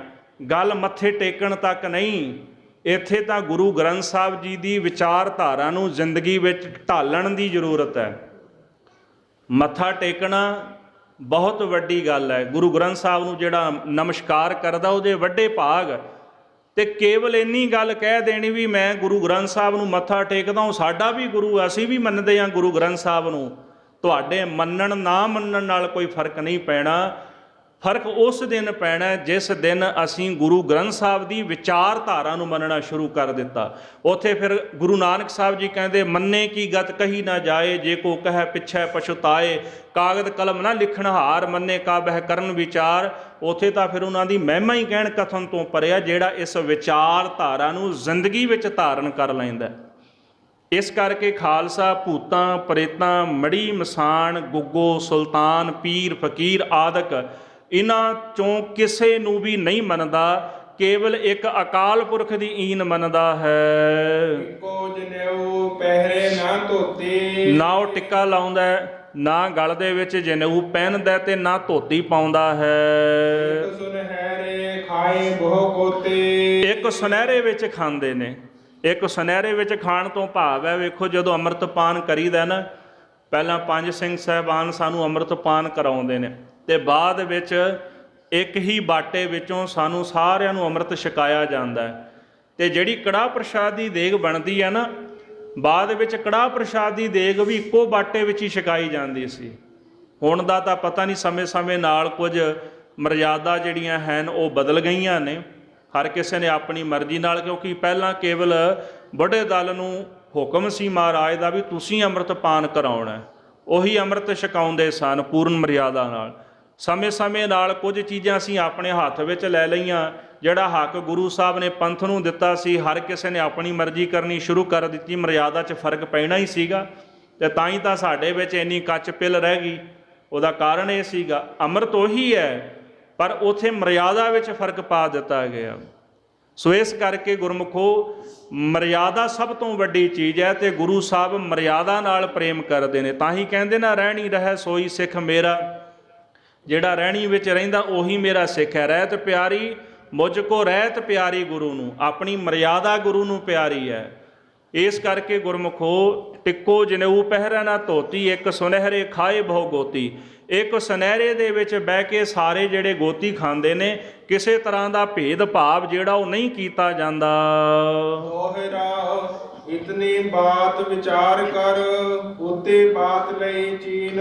ਜਦੋਂ ਸਿੱਖਾਂ ਨੇ ਆਖਿਆ ਮਹਾਰਾਜ ਅਸੀਂ ਤਾਂ ਹਰਨਾਂ ਵਾਂਗੂ ਆ ਤੇ ਸ਼ੇਰਾਂ ਨਾਲ ਕਿਵੇਂ ਲੜਾਂਗੇ, ਤੇ ਗੁਰੂ ਗੋਬਿੰਦ ਸਿੰਘ ਸਾਹਿਬ ਜੀ ਨੇ ਇਹ ਸਾਰੀ ਗੱਲ ਆਪਣੇ ਹਿਰਦੇ ਵਿੱਚ ਜਾਣ ਲਈ ਤੇ ਖਾਲਸੇ ਨੂੰ ਪ੍ਰਤਾਪੀ ਬਣਾਉਣ ਵਾਸਤੇ ਵਿਚਾਰ ਕਰ ਲਈ ਹੈ। ਸਤਿਗੁਰੂ ਬਹਿ ਸ਼੍ਰੀ ਕੇਸਗੜ੍ਹ, ਉਦਮ ਸੋ ਕੀਨ। ਮਹਾਰਾਜ ਧੰਨ ਸ਼੍ਰੀ ਗੁਰੂ ਗੋਬਿੰਦ ਸਿੰਘ ਸਾਹਿਬ ਜੀ ਸ੍ਰੀ ਕੇਸਗੜ੍ਹ ਸਾਹਿਬ ਦੀ ਧਰਤੀ ਤੇ ਗਏ। ਵੇਖੋ, ਕਿਲੇ ਦਾ ਨਾਂ, ਗੜ੍ਹ ਨਾਮ ਕਿਲੇ ਦਾ, ਉਸ ਪਵਿੱਤਰ ਸਥਾਨ ਦਾ ਨਾਮ ਵੀ ਕੇਸਾਂ ਤੇ ਪਾਇਆ ਗਿਆ, ਕੇਸਗੜ੍ਹ ਸਾਹਿਬ। ਤੇ ਸਤਿਗੁਰੂ ਜੀ ਨੇ ਉੱਥੇ ਵਿਰਾਜਮਾਨ ਹੋ ਕਰਕੇ ਉਦਮ ਕੀਤਾ ਹੈ। ਸਤ ਪੰਡਤ ਬੜ ਜੋਤ ਕੇ, ਮਹੂਰਤ ਖੂਬ ਕਢਾਏ। ਇਸੇ ਪ੍ਰਕਾਰ ਭਲਾ ਤੇ ਚੰਗਾ ਜਿਹੜਾ ਸਮਾਂ ਜਾਣ ਕਰਕੇ, ਕਈ ਭੁਜੰਗੀ ਛਾੜ ਪੰਜ, ਪੰਜੇ ਜਾਤ ਗਣਾਏ। ਭਲਾ ਚੰਗਾ ਸਮਾਂ ਜਾਣ ਕੇ ਗੁਰੂ ਸਾਹਿਬ ਨੇ ਤਿਆਰੀ ਕਰ ਲਈ। ਅੰਮ੍ਰਿਤ ਵੇਲੇ ਦਾ ਸਮਾਂ ਸੀ। ਸ੍ਰੀ ਆਸਾ ਕੀ ਵਾਰ ਦੇ ਪਾਵਨ ਬਾਣੀ ਦੇ ਕੀਰਤਨ ਦਾ ਭੋਗ ਪਿਆ, ਤੇ ਉਪਰੰਤ ਸੱਚੇ ਪਾਤਸ਼ਾਹ ਜੀ ਆਪਣੀ ਨੰਗੀ ਤਲਵਾਰ ਲੈ ਕੇ ਸਟੇਜ ਤੇ ਆ ਗਏ ਤੇ ਆਵਾਜ਼ ਮਾਰੀ, ਸਿੰਘੋ ਮੈਨੂੰ ਇੱਕ ਸੀਸ ਦੀ ਜ਼ਰੂਰਤ ਹੈ। ਕੋਈ ਗੁਰੂ ਕਾ ਪਿਆਰਾ ਉੱਠੇ ਤੇ ਮੈਨੂੰ ਆ ਕਰਕੇ ਆਪਣਾ ਜਿਹੜਾ ਸੀਸ ਆ ਉਹ ਭੇਟ ਕਰੇ। ਜੋ ਪਏ ਪੰਜ ਭੁਜੰਗੀ ਲਏ ਉਠਾਏ। ਕੀਏ ਭੁਜੰਗੀ ਛਾਂਟ ਪੰਜ, ਬੜਾ ਭਾਰੀ ਉੱਥੇ ਇਕੱਠ ਸੀਗਾ, 80,000 ਦਾ ਇਕੱਠ ਕਈਆਂ ਨੇ ਲਿਖਿਆ। ਉਹਨਾਂ ਵਿੱਚੋਂ 5 ਸਿੰਘ ਮਹਾਰਾਜ ਨੇ ਜਿਹੜੇ ਸਨ ਉਹ ਛਾਂਟੇ। ਭੁਜੰਗੀ ਸ਼ਬਦ ਵਰਤਿਆ। ਆਪਾਂ ਕਹਿੰਦੇ ਜੀ ਫਲਾਣੇ ਦਾ ਮੁੰਡਾ, ਢਮਕਾਣੇ ਦਾ ਮੁੰਡਾ। ਮੁੰਡਾ ਉਹਨੂੰ ਕਹਿੰਦੇ ਜਿਹੜਾ ਮੁੰਡਨ ਕੀਤਾ ਹੋਵੇ, ਉਹਨੂੰ ਮੁੰਡਾ ਕਹਿੰਦੇ ਨੇ। ਮਹਾਰਾਜ ਨੇ ਤਾਂ ਸਾਨੂੰ ਆਖਿਆ ਵੀ ਭੁਜੰਗੀ ਸ਼ਬਦ ਵਰਤੋ। ਸੱਪ, ਇਹ ਸੱਪ ਦੇ ਵਾਂਗੂ ਨੇ। ਜਫਰਨਾਮੇ ਵਿੱਚ ਵੀ ਆਖਿਆ ਕੀ ਹੋਇਆ, ਜੇ 4 ਪੁੱਤਰ ਸ਼ਹੀਦ ਕਰ ਦਿੱਤੇ, ਮਹਾਰਾਜ ਕਹਿੰਦੇ ਮੇਰਾ ਹਲੇ ਜਿਹੜਾ ਖਾਲਸਾ, ਜਿਹੜਾ ਕੁੰਡਲੀਆ ਸੱਪ ਹੈ ਨਾ, ਇਹ ਹਲੇ ਜਿਉਂਦਾ ਹੈ। ਇਸ ਕਰਕੇ ਭੁਜੰਗੀ ਕਹਿਣਾ ਚਾਹੀਦਾ ਹੈ। ਇਹ ਸੋ ਲੜਕੀ ਹੋਵੇ ਤੇ ਉਹਨੂੰ ਭੁਜੰਗਣ, ਤੇ ਲੜਕਾ ਹੋਵੇ ਤੇ ਉਹਨੂੰ ਭੁਜੰਗੀ ਸ਼ਬਦ ਨਾਲ ਵਰਤਣਾ ਚਾਹੀਦਾ ਹੈ। ਇੱਥੇ ਕੀਏ ਭੁਜੰਗੀ ਛਾਂਟ ਪੰਜ, ਮਹਾਰਾਜ ਨੇ 80,000 ਦੇ ਇਕੱਠ ਦੇ ਵਿੱਚੋਂ 5 ਭੁਜੰਗੀ ਛਾਂਟ ਲਏ ਤੇ 5 ਜਾਤ ਗਣਾਏ। ਉਹਨਾਂ ਦੀਆਂ ਅਲੱਗ-ਅਲੱਗ ਜਾਤਾਂ ਸਨ। ਇਸ ਪ੍ਰਕਾਰ 5 ਭੁਜੰਗੀ ਲਏ ਉਠਾਏ। ਵੱਡੇ ਇਕੱਠ ਵਿੱਚੋਂ 5 ਭੁਜੰਗੀ ਉਠਾ ਲਏ ਹਨ। ਚਾਰੇ ਵਰਨ ਇੱਕ ਕੀਏ ਭਰਾਏ। ਸਤਿਗੁਰੂ ਮਹਾਰਾਜ ਜੀ ਨੇ 4 ਵਰਨਾਂ ਨੂੰ ਇੱਕ ਭਰਾ ਬਣਾ ਦਿੱਤਾ ਵੀ ਅੱਜ ਤੋਂ ਬਾਅਦ ਤੁਸੀਂ ਭਰਾ ਹੋ। ਕਿਸੇ ਨੇ ਜਾਤ-ਵਾਤ ਦਾ ਭੇਦ ਫਰਕ ਨਹੀਂ ਕਰਨਾ। ਪ੍ਰਥਮ ਦਇਆ ਸਿੰਘ ਸੋਫਤੀ ਜਾਤ। ਸਭ ਤੋਂ ਪਹਿਲਾਂ ਭਾਈ ਦਇਆ ਸਿੰਘ ਉੱਠੇ ਜਦੋਂ ਸੀਸ ਮਹਾਰਾਜ ਨੇ ਮੰਗਿਆ। ਸੋਫਤੀ ਜਾਤ ਭਾਵ ਉਹ ਖੱਤਰੀ ਜਾਤ ਦੇ ਸਨ। ਲਾਹੌਰ ਹੁਤੇ ਬਖਿਆਤ। ਤੇ ਲਾਹੌਰ ਦੇ ਰਹਿਣ ਵਾਲੇ ਸਨ, ਉੱਥੇ ਆਪਣਾ ਕਰਮ ਕਰਦੇ ਸਨ। ਬਖਿਆਤ ਪ੍ਰਗਟ ਸਨ ਹਰ ਪਾਸੇ। ਭਾਈ ਸਾਹਿਬ ਭਾਈ ਦਇਆ ਸਿੰਘ ਜੀ ਸਭ ਤੋਂ ਪਹਿਲਾਂ ਉੱਠੇ ਤੇ ਮਹਾਰਾਜ ਸੱਚੇ ਪਾਤਸ਼ਾਹ ਜੀ ਕਹਿਣ ਲੱਗੇ, ਦਇਆ ਸਿੰਘ ਜੀ ਤੁਰਕਾਂ ਨਾਲ ਤੁਹਾਨੂੰ ਲੜਾਉਣਾ ਹੈ, ਜੰਗ ਕਰਾਉਣਾ ਤੁਹਾਡੇ ਕੋਲੋਂ। ਕਹਿਣ ਲੱਗੇ ਮਹਾਰਾਜ ਕਾਮ ਹਮਾਰਾ ਤੋਲਨ ਤਕੜੀ, ਨੰਗੀ ਕਰਦ ਕਦੀ ਨਹੀਂ ਪਕੜੀ। ਸਾਡਾ ਕੰਮ ਹੈ ਤਕੜੀ ਤੋਲਣਾ। ਦੁਕਾਨ ਦਾ ਕੰਮ ਕਰਦੇ ਸਨ, ਪਰਚੂਨ ਦਾ ਕੰਮ ਕਰਦੇ ਸਨ। ਸਾਡਾ ਕੰਮ ਹੈ ਤਕੜੀ ਤੋਲਣਾ, ਨੰਗੀ ਕਰਦ ਕभी ਨਹੀਂ ਪਕੜੀ। ਮੈਂ ਤਾਂ ਨੰਗੀ ਕਰਦ ਨਹੀਂ ਕਦੇ ਫੜੀ। ਜਿਹੜੀ ਸ੍ਰੀ ਸਾਹਿਬ ਅਸੀਂ ਪਾਉਂਦੇ ਨੂੰ ਕਰਦ ਕਹਿੰਦੇ ਨੇ, ਛੋਟੀ ਸ੍ਰੀ ਸਾਹਿਬ ਨੂੰ। ਮੈਂ ਤਾਂ ਕਦੇ ਇਹਨੂੰ ਨਹੀਂ ਫੜਿਆ। ਚਿੜੀ ਉਡੇ ਡਰ ਸੇ ਮਰ ਜਾਊਂ, ਮੁਗਲਨ ਸੇ ਕੈਸੇ ਲੜ ਪਾਊਂ। ਚਿੜੀ ਉੱਡ ਜਾਵੇ ਤੇ ਡਰ ਦੇ ਨਾਲ ਮਰ ਜਾਈਦਾ, ਤੇ ਮਹਾਰਾਜ ਮੈਂ ਮੁਗਲਾਂ ਨਾਲ ਕਿੱਥੋਂ ਲੜ ਲਵਾਂਗਾ। ਗੁਰੂ ਸਾਹਿਬ ਕਹਿੰਦੇ ਭਾਈ ਦਇਆ ਸਿੰਘ ਇਸੇ ਕਰਕੇ ਮੈਂ ਖਾਲਸਾ ਪੰਥ ਸਜਾਉਣ ਲੱਗਾ। ਭਾਈ ਦਇਆ ਸਿੰਘ ਨੂੰ ਮਹਾਰਾਜ ਅੰਦਰ ਤੰਬੂ ਵਿੱਚ ਲੈ ਗਏ, ਸੀਸ ਧੜ ਦੇ ਨਾਲੋਂ ਜੁਦਾ ਕਰ ਦਿੱਤਾ। ਇੱਕ ਆਖੇ ਜੀ ਪਰਦੇ ਦੀ ਗੱਲ ਹੈ, ਗੁਰੂ ਜਾਣੇ। ਕਈ ਆਖੇ ਜੀ ਬੱਕਰੇ ਝਟਕਾ ਤੇ, ਇਦਾਂ ਦਾ ਕੁਝ ਨਹੀਂ ਸੀ। ਗੱਲ ਪ੍ਰਤਾਖੀ ਹੈ, ਇਹ ਗੱਲ ਪਰਦੇ ਦੀ ਨਹੀਂ। ਗੱਲ ਪ੍ਰਤਾਖੀ ਹੈ ਕਿ ਮਹਾਰਾਜ ਨੇ ਸੀਸ ਲਏ ਤੇ ਸਿੱਖ ਦਾ ਭਰੋਸਾ ਹੋਣਾ ਚਾਹੀਦਾ ਮਹਾਰਾਜ ਨੇ ਸੀਸ ਹੀ ਲਏ ਨੇ। ਤੇ ਜਦੋਂ ਬਾਹਰ ਆਏ ਤੇ ਨੰਗੀ ਤਲਵਾਰ ਜਿਹੜੀ ਲਹੂ ਨਾਲ ਲਿਬੜੀ ਸੀ ਤੇ ਤਖਤ ਤੇ ਆ ਕੇ ਦੂਜਾ ਸੀਸ ਫਿਰ ਗੁਰੂ ਸਾਹਿਬ ਜੀ ਨੇ ਮੰਗਿਆ, ਭਾਈ ਉੱਠੋ ਕੋਈ ਦੂਜਾ ਸਿੰਘ ਉੱਠ ਕੇ ਆਪਣਾ ਸੀਸ ਭੇਟ ਕਰੇ। ਤੇ ਇਸ ਪ੍ਰਕਾਰ ਦੂਜੇ ਧਰਮ ਸਿੰਘ ਹਸਤਨਾਪੁਰ ਵਾਸੀ, ਜਿਹੜਾ ਹਸਤਨਾਪੁਰ ਹੈ ਨਗਰ, ਉਸ ਨਗਰ ਦੇ ਰਹਿਣ ਵਾਲੇ ਕਹਿੰਦੇ ਦੂਜੇ ਗੁਰਸਿੱਖ ਭਾਈ ਧਰਮ ਸਿੰਘ ਜੀ ਉੱਠੇ ਹਨ। ਤੋ ਜੱਟ ਸਿਵ ਜਟੋ ਪ੍ਰਕਾਸ਼ੀ। ਇਸੇ ਪ੍ਰਕਾਰ ਕਹਿੰਦੇ ਉਹ ਜਾਤ ਦੇ ਜਿਹੜੇ ਜੱਟ ਸਨ ਇਸ ਪ੍ਰਕਾਰ ਉਜਲੇ ਸਨ ਕਿ ਜੈਸੇ ਸ਼ਿਵ ਦੀਆਂ ਜਟਾਵਾਂ ਦੇ ਵਿੱਚੋਂ ਗੰਗਾ ਪ੍ਰਗਟ ਹੋਈ। ਤੇ ਦੂਜਾ ਅਰਥ ਇਹ ਵੀ ਕੀਤਾ ਗਿਆ ਹੈ ਸ਼ਿਵ ਜਟੋ ਪ੍ਰਕਾਸ਼ੀ, ਜਿਵੇਂ ਸ਼ਿਵ ਨੇ ਆਪਣੀਆਂ ਜਟਾਵਾਂ ਵਿੱਚੋਂ ਜੋ ਪੈਦਾ ਕੀਤੇ ਉਹਨੂੰ ਜੱਟ ਆਖਿਆ ਗਿਆ। ਇਸ ਤਰ੍ਹਾਂ ਕਹਿੰਦੇ ਉਹ ਜੱਟ ਜਾਤ ਦੇ ਸਨ ਤੇ ਹਸਤਨਾਪੁਰ ਦੇ ਰਹਿਣ ਵਾਲੇ ਸਨ। ਜੋ ਮੋਹਕਮ ਸਿੰਘ ਦਵਾਰਕਾ ਜਾਇਓ। ਤੇ ਤੀਸਰੇ ਭਾਈ ਮੋਹਕਮ ਚੰਦ ਜੀ ਉੱਠੇ ਜਿਹੜੇ ਦਵਾਰਕਾ ਨਗਰੀ ਦੇ ਰਹਿਣ ਵਾਲੇ ਸਨ। ਨਾਮਦੇਵ ਅਵਤਾਰ ਸੋ ਆਇਓ। ਭਗਤ ਨਾਮਦੇਵ ਜੀ ਵੀ ਉਸੇ ਇਲਾਕੇ ਦੇ ਸਨ। ਤੇ ਇਸ ਤਰ੍ਹਾਂ ਜਾਣੋ ਜਿਵੇਂ ਭਗਤ ਨਾਮਦੇਵ ਜੀ ਦਾ ਅਵਤਾਰ ਆ ਗਿਆ ਹੋਵੇ। ਚੌਥੇ ਨਾਈ ਸਾਹਿਬ ਸਿੰਘ ਜੋ। ਇਸੇ ਪ੍ਰਕਾਰ ਜਦੋਂ ਚੌਥੀ ਵਾਰ ਆਵਾਜ਼ ਮਾਰੀ ਤੇ ਭਾਈ ਸਾਹਿਬ ਸਿੰਘ ਜੀ ਉੱਠੇ ਨੇ ਜੋ ਜਾਤ ਦੇ ਨਾਈ ਸਨ। ਸੈਣ ਭਗਤ ਜੈ ਰਹਤੇ ਸੋ। ਇਸੇ ਪ੍ਰਕਾਰ ਕਹਿੰਦੇ ਹਨ ਜਿੱਥੇ ਭਗਤ ਸੈਣ ਜੀ ਰਹਿੰਦੇ ਸਨ, ਭਗਤ ਸੈਣ ਜੀ ਉਸੇ ਹੀ ਨਗਰ ਦੇ ਉਸੇ ਇਲਾਕੇ ਦੇ ਉਸੇ ਜਾਤ ਦੇ ਰਹਿਣ ਵਾਲੇ ਸਨ, ਕਿਉਂਕਿ ਉਹ ਵੀ ਨਾਈ ਸਨ ਭਗਤ ਸੈਣ ਜੀ। ਤੇ ਉਹ ਮੁੱਠੀ ਚਾਪੀ ਕਰਦੇ ਸਨ ਭਗਤ ਸੈਣ। ਤੇ ਉਹੀ ਕਰਮ ਜਿਹੜਾ ਸੀ ਉਹ ਅੱਗੋਂ ਬਾਬਾ ਸਾਹਿਬ ਸਿੰਘ ਜੀ ਕਰਦੇ ਸਨ। ਇਸ ਪ੍ਰਕਾਰ ਕਹਿੰਦੇ ਜਾਤ ਦੇ ਨਾਈ ਤੇ ਭਗਤ ਸੈਣ ਜੀ ਜਿਹੜਾ ਕਰਮ ਕਰਦੇ ਸਨ ਤੇ ਜਿੱਥੇ ਰਹਿੰਦੇ ਸਨ ਉਸੇ ਹੀ ਇਲਾਕੇ ਦੇ ਰਹਿਣ ਵਾਲੇ ਭਗਤ ਭਾਈ ਸਾਹਿਬ ਸਿੰਘ ਜੀ ਹਨ। ਪੰਚਮ ਹਿੰਮਤ ਸਿੰਘ ਝੀਵਰ ਕਹੀਏ। ਇਸੇ ਪ੍ਰਕਾਰ ਜਿਹੜੇ ਪੰਜਵੇਂ ਸਿੰਘ ਸਨ ਭਾਈ ਹਿੰਮਤ ਸਿੰਘ ਜੀ ਜਿਹੜੇ ਝੀਵਰ ਜਾਤ ਦੇ ਆਖੇ ਜਾਂਦੇ ਹਨ। ਪੰਜ ਭੁਜੰਗੀ ਪੰਜ ਜਾਤ ਲਹੀਏ। ਇਸ ਪ੍ਰਕਾਰ ਇਹ ਪੰਜ ਭੁਜੰਗੀ ਸਨ ਜਿਹੜੇ ਪੰਜ ਜਾਤਾਂ ਦੇ ਵਿੱਚੋਂ ਜਾਣੀਦੇ ਨੇ। ਭਾਈ ਦਇਆ ਸਿੰਘ ਜੀ ਖੱਤਰੀ ਸਨ ਲਾਹੌਰ ਦੇ ਰਹਿਣ ਵਾਲੇ। ਭਾਈ ਧਰਮ ਸਿੰਘ ਜੀ ਜੱਟ ਸਨ। ਭਾਈ ਮੋਹਕਮ ਸਿੰਘ ਜੀ ਇਸੇ ਪ੍ਰਕਾਰ ਸਾਧ ਸੰਗਤ ਜੀ ਉਹ ਦਵਾਰਕਾ ਨਗਰੀ ਦੇ ਰਹਿਣ ਵਾਲੇ ਸਨ। ਭਾਈ ਸਾਹਿਬ ਸਿੰਘ ਜੀ ਨਾਈ ਸਨ। ਭਾਈ ਹਿੰਮਤ ਸਿੰਘ ਜੀ ਉਹ ਝੀਵਰ ਸਨ। ਇਸ ਪ੍ਰਕਾਰ ਇਹ ਪੰਜ ਜਿਹੜੀਆਂ ਵੱਖਰੀਆਂ ਵੱਖਰੀਆਂ ਜਾਤਾਂ ਤੇ ਉਹਨਾਂ ਦੇ ਵਿੱਚੋਂ ਸਤਿਗੁਰੂ ਸੱਚੇ ਪਾਤਸ਼ਾਹ ਜੀ ਨੇ ਪੰਜ ਭੁਜੰਗੀਆਂ ਨੂੰ ਛਾਂਟਿਆ ਹੈ। ਪੌਲ ਖੰਡੇ ਤਿਆਰ ਕਰਵਾਏ। ਖੰਡੇ ਬਾਟੇ ਦੀ ਪੌਲ ਸਤਿਗੁਰਾਂ ਨੇ ਤਿਆਰ ਕਰਵਾਈ ਹੈ। ਦੇ ਆਨ ਮਿਠਾਈ ਪਾਈ। ਸਤਲੁਜ ਦੇ ਦਰਿਆ ਵਿੱਚੋਂ ਜਲ ਲੈ ਕਰਕੇ ਆਏ ਤੇ ਸਤਿਗੁਰੂ ਮਹਾਰਾਜ ਨੇ ਜਦੋਂ ਉਹਦੇ ਵਿੱਚ ਖੰਡਾ ਫੇਰਨਾ ਸ਼ੁਰੂ ਕੀਤਾ ਤੇ ਉਸ ਵਕਤ ਮਾਤਾ ਜੀ ਆਏ ਤੇ ਮਾਤਾ ਜੀ ਨੇ ਆ ਕਰਕੇ ਜਿਹੜੀ ਮਠਾਈ ਸੀ, ਮਠਾਈ ਦਾ ਭਾਵ ਹੀ ਜਿਹੜੇ ਪਤਾਸੇ ਸਨ, ਮਿਠਾਸ ਸੀ, ਉਹ ਲਿਆ ਕੇ ਜਲ ਦੇ ਵਿੱਚ ਪਾ ਦਿੱਤੀ। ਤੇ ਉੱਥੇ ਹੁਕਮ ਵੀ ਹੋਇਆ ਸੀ ਮਹਾਰਾਜ ਦਾ, ਭਲੇ ਸਮੇਂ ਤੂੰ ਚੱਲ ਕਰੇ ਆਈ, ਨੀਰ ਮਧ ਮਧੁਰਾਈ ਪਾਈ। ਚੰਗੇ ਸਮੇਂ ਤੂੰ ਆਈ ਹੈ। ਜਲ ਦੇ ਵਿੱਚ ਆ ਕੇ ਮਠਿਆਈ ਪਾ ਦਿੱਤੀ ਤੇ ਮੇਰੇ ਖਾਲਸੇ ਦਾ ਆਪਸੀ ਬੜਾ ਪ੍ਰੇਮ ਹੋਵੇਗਾ। ਇਹ ਪ੍ਰੇਮ ਦੇ ਨਾਲ ਆਪਸ ਵਿੱਚ ਰਿਹਾ ਕਰਨਗੇ। ਪਰ ਇੱਕ ਸਮਾਂ ਇਹੋ ਜਿਹਾ ਸੀ ਜਦੋਂ ਸਿੰਘ ਲਈ ਜਾਨ ਵਾਰ ਦਿੰਦੇ ਸਨ, ਖਿਮਾ ਕਰਨੀ। ਅੱਜ ਉਹ ਸਮਾਂ ਜਦੋਂ ਇੱਕ ਦੂਜੇ ਪ੍ਰਤੀ ਈਰਖਾ ਹੀ ਪੈਦਾ ਹੋ ਗਈ ਹੈ। ਉਹਦਾ ਇੱਕ ਬਹੁਤ ਵੱਡਾ ਕਾਰਨ ਹੈ ਮਹਾਰਾਜਾ ਰਣਜੀਤ ਸਿੰਘ ਨੇ ਆਖਰੀ ਵਚਨ ਕੀਤੇ ਸਨ ਜਦੋਂ ਉਹਨਾਂ ਆਖਰੀ ਦਰਬਾਰ ਲਾਇਆ।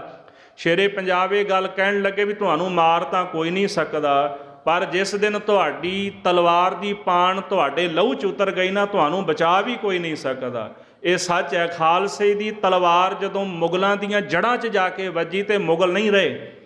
ਜਿੱਥੇ ਜਿੱਥੇ ਉਹਨਾਂ ਤਲਵਾਰਾਂ ਮਾਰੀਆਂ ਉਹਨਾਂ ਦੀਆਂ ਜੜ੍ਹਾਂ ਉਖਾੜ ਦਿੱਤੀਆਂ।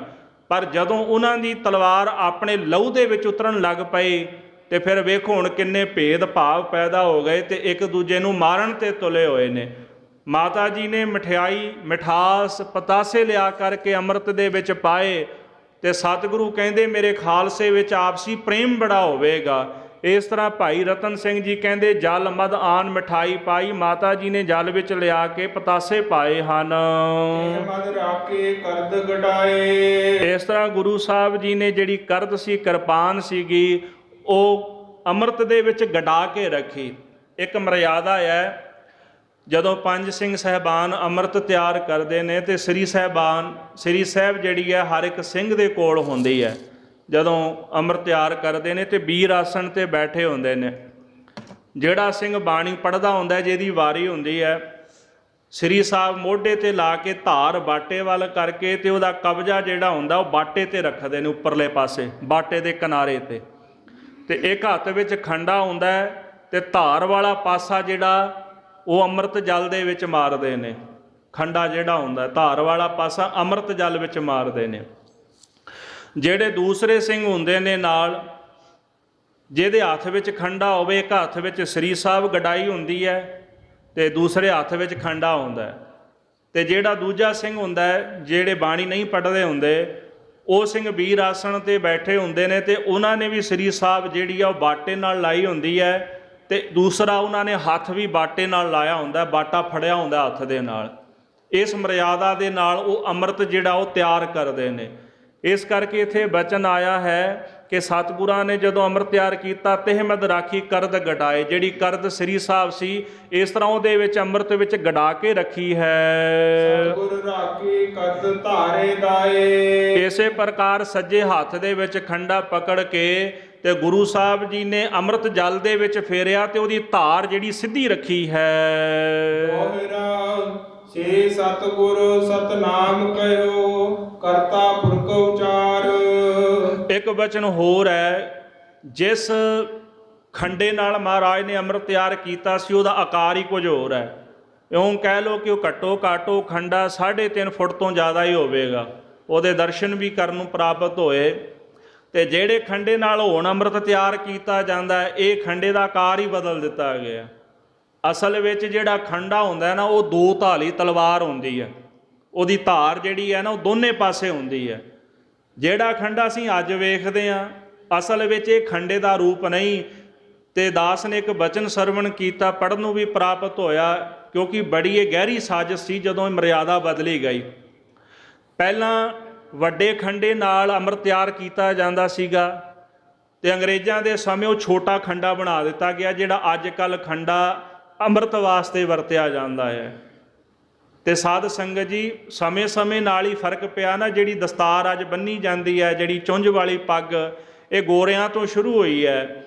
ਪਹਿਲਾਂ ਗੋਲ ਦਸਤਾਰਾਂ ਹੀ ਬੰਨੀਆਂ ਜਾਂਦੀਆਂ ਸਨ, ਗੁਰਮੁਖੀ ਦਸਤਾਰ ਹੁੰਦੀ ਸੀ, ਚੁੰਝ ਵਾਲੀ ਨਹੀਂ ਸੀ ਹੁੰਦੀ। ਹਾਲਾਂਕਿ ਗੁਰਮੁਖੀ ਦਸਤਾਰ ਕਹਿ ਦਿੰਦੇ, ਜਿਹੜੇ ਸਿੰਘ ਸਾਹਿਬਾਨ ਅੱਜ ਕੱਲ੍ਹ ਬੰਨ੍ਹਦੇ ਨੇ ਉਹਨੂੰ ਗੁਰਮੁਖੀ ਦਸਤਾਰ ਵੀ ਕਹਿ ਦਿੱਤਾ ਜਾਂਦਾ। ਖੈਰ ਉਹਦੇ ਵਿੱਚ ਜ਼ਿਆਦਾ ਚੁੰਝ ਨਹੀਂ ਹੁੰਦੀ, ਪਰ ਇਹ ਦਸਤਾਰ ਦੀ ਜਿਹੜੀ ਮਰਿਆਦਾ ਹੈ, ਇਹ ਅੰਗਰੇਜ਼ਾਂ ਨੇ ਸ਼ੁਰੂ ਕੀਤੀ। ਜਦੋਂ ਅੰਗਰੇਜ਼ਾਂ ਨੇ ਸਿੱਖਾਂ ਨੂੰ ਫੌਜ ਵਿੱਚ ਭਰਤੀ ਕੀਤਾ ਤੇ ਉਹ ਬੰਨ੍ਹਦੇ ਸਨ ਇਹ ਜਿਹੜੀਆਂ ਦਸਤਾਰਾਂ। ਤੇ ਇਸ ਤੋਂ ਪਹਿਲਾਂ ਮਹਾਰਾਜ ਨੇ ਸੁੰਦਰ ਦਮਾਲੇ ਜਿਹੜੇ ਸਨ, ਮੇਰਾ ਗੁਰ ਮਿਲ ਉੱਚ ਦਮਾਲੜਾ, ਇਹ ਬਚਨ ਵੀ ਬਾਣੀ ਵਿੱਚ ਆਉਂਦਾ ਗੁਰਮੁਖੋ। ਇਹ ਦਮਾਲੇ ਹੀ ਗੁਰੂ ਕੇ ਸਿੱਖ ਜਿਹੜੇ ਸਨ ਉਹ ਸਜਾਇਆ ਕਰਦੇ ਸਨ। ਭਾਵੇਂ ਤੁਸੀਂ ਪੁਰਾਤਨ ਫੋਟੋਆਂ ਵੇਖ ਲਓ, ਹਰੀ ਸਿੰਘ ਨਲੂਆ, ਉਹਨਾਂ ਦੀ ਪੁਰਾਤਨ ਫੋਟੋ ਵੇਖਣ ਨੂੰ ਮਿਲੀ, ਗੋਲ ਦਸਤਾਰ ਹੀ ਉਹਨਾਂ ਨੇ ਬੰਨੀ ਹੋਈ ਸੀ। ਸੋ ਇਸ ਪ੍ਰਕਾਰ ਸਾਧ ਸੰਗਤ ਜੀ, ਸਤਿਗੁਰੂ ਸੱਚੇ ਪਾਤਸ਼ਾਹ ਮਹਾਰਾਜ ਨੇ ਖੰਡੇ ਨਾਲ ਅੰਮ੍ਰਿਤ ਤਿਆਰ ਕੀਤਾ। ਸ੍ਰੀ ਸਤਿਗੁਰ ਸਤਨਾਮ ਕਹਿਓ, ਕਰਤਾ ਪੁਰਖ ਉਦਾਰ।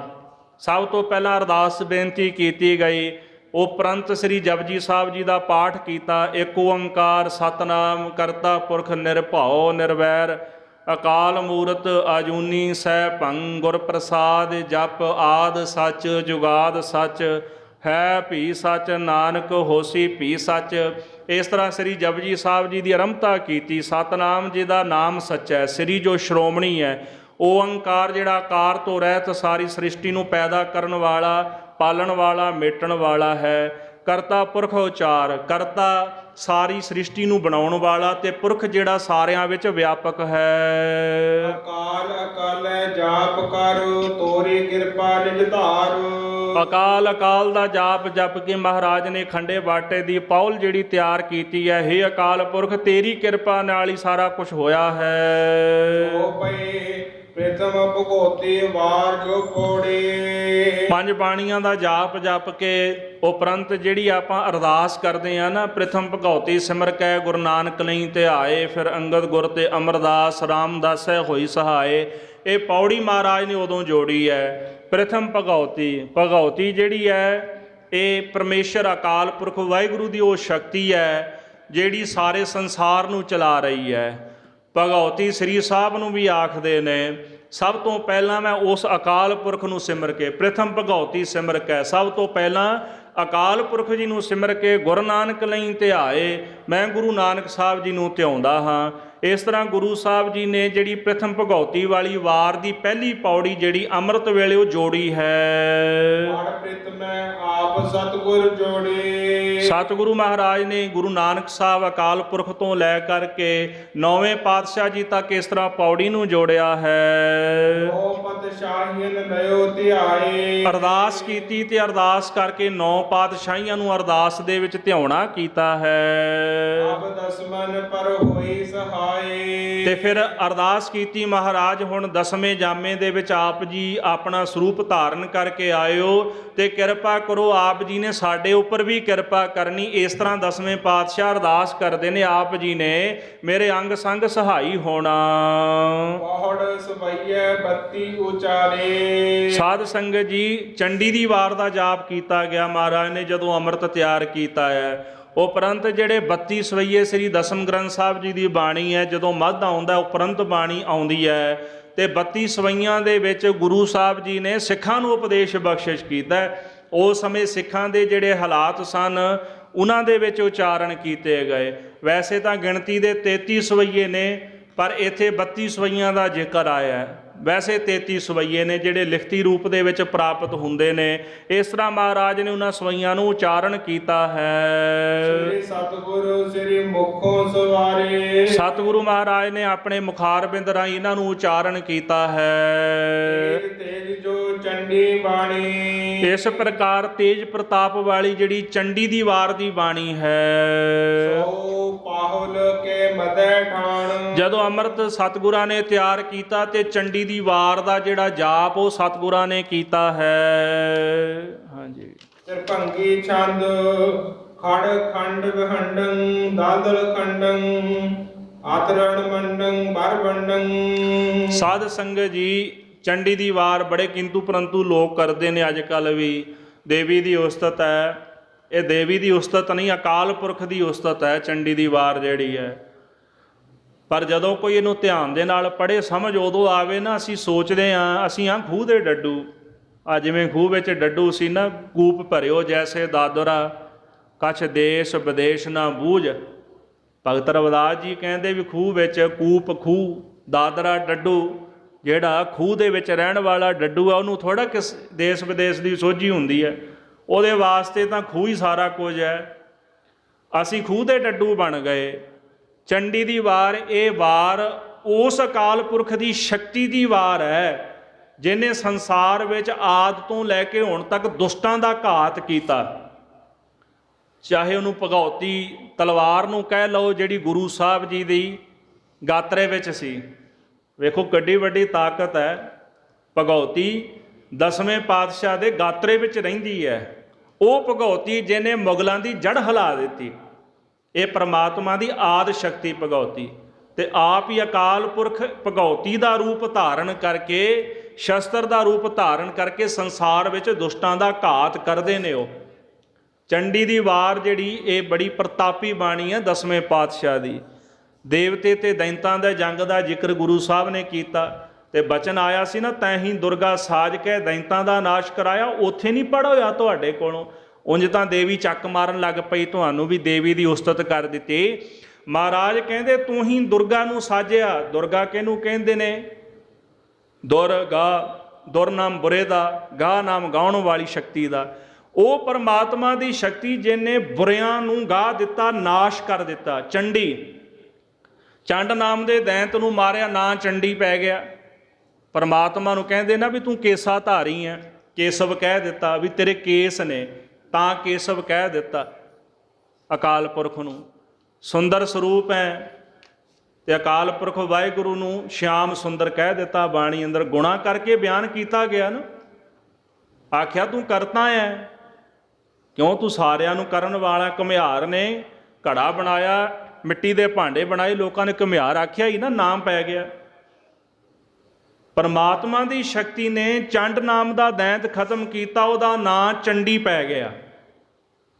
ਇਸ ਕਰਕੇ ਲੋਕ ਵਹਿਮ ਕਰਦੇ ਨੇ ਵੀ ਕਿਤੇ ਕੋਈ ਦੇਵੀ ਨਾ ਹੋਵੇ। ਕਿਤੇ ਦਾਸ ਨੂੰ ਇੱਕ ਸਿੰਘ ਮਿਲਿਆ, ਮੈਨੂੰ ਨਗਰ ਦਾ ਵੈਸੇ ਨਾਮ ਵਿਸਰ ਗਿਆ। ਉਹ ਕਹਿੰਦੇ ਸਾਡੇ ਨਗਰ ਵਿੱਚ ਗੁਰੂ ਗੋਬਿੰਦ ਸਿੰਘ ਸਾਹਿਬ ਮਹਾਰਾਜ ਆਏ ਤੇ ਉੱਥੇ ਆ ਕੇ ਉਹਨਾਂ ਨੇ ਚੰਡੀ ਦੀ ਵਾਰ ਦਾ ਪਾਠ ਕੀਤਾ। ਬੜੇ ਪੁਰਾਣੇ ਸਰੋਤ ਪਏ ਹੋਏ ਨੇ ਇਸ ਤਰ੍ਹਾਂ ਦੇ, ਜਿਨ੍ਹਾਂ ਵਿੱਚ ਇਹ ਸਾਬਤ ਹੁੰਦਾ ਹੈ ਕਿ ਮਹਾਰਾਜ ਚੰਡੀ ਦਾ ਜਾਪ ਆਪ ਕਰਦੇ ਸਨ ਤੇ ਸਿੱਖਾਂ ਨੂੰ ਹੁਕਮ ਦਿੰਦੇ ਸਨ। ਲੋਕ ਐਵੇਂ ਸ਼ੰਕਾ ਕਰਦੇ ਨੇ। ਕਹਿੰਦੇ ਸਾਡੇ ਨਗਰ ਵਿੱਚ ਚੰਡੀ ਦੀ ਵਾਰ ਦਾ ਉਹਨਾਂ ਪਾਠ ਕੀਤਾ, ਉਪਰੰਤ ਖੰਡੇ ਬਾਟੇ ਦੀ ਪੌਲ ਤਿਆਰ ਕਰਕੇ ਤੇ ਸਿੱਖਾਂ ਨੂੰ ਅੰਮ੍ਰਿਤ ਛਕਾਇਆ ਦਸਵੇਂ ਪਾਤਸ਼ਾਹ ਨੇ ਉੱਥੇ। ਸੋ ਇਸ ਕਰਕੇ ਸਾਧ ਸੰਗਤ ਜੀ, ਇਹ ਬਾਣੀ ਜਿਹੜੀ ਬੜੀ ਤੇਜ਼ ਪ੍ਰਤਾਪੀ ਬਾਣੀ ਹੈ। ਤੇ ਕਈ ਆਖਦੇ ਨੇ ਵੀ ਗੁੱਸਾ ਬੜਾ ਆਉਂਦਾ ਚੰਡੀ ਦੀ ਵਾਰ ਪੜ੍ਹ ਕੇ। ਗੁੱਸਾ ਨਹੀਂ ਆਉਂਦਾ ਭਾਈ, ਇਹ ਤਾਂ ਤੁਹਾਡਾ ਵਹਿਮ ਹੀ ਹੈ। ਜਿਹੜੇ ਨਹੀਂ ਪੜ੍ਹਦੇ ਉਹ ਕਿਹੜਾ ਵੀ ਠੰਡੇ ਪਾਣੀ ਨਾਲ ਨਹਾ ਕੇ ਸ਼ਾਂਤ ਰਹਿੰਦੇ ਨੇ।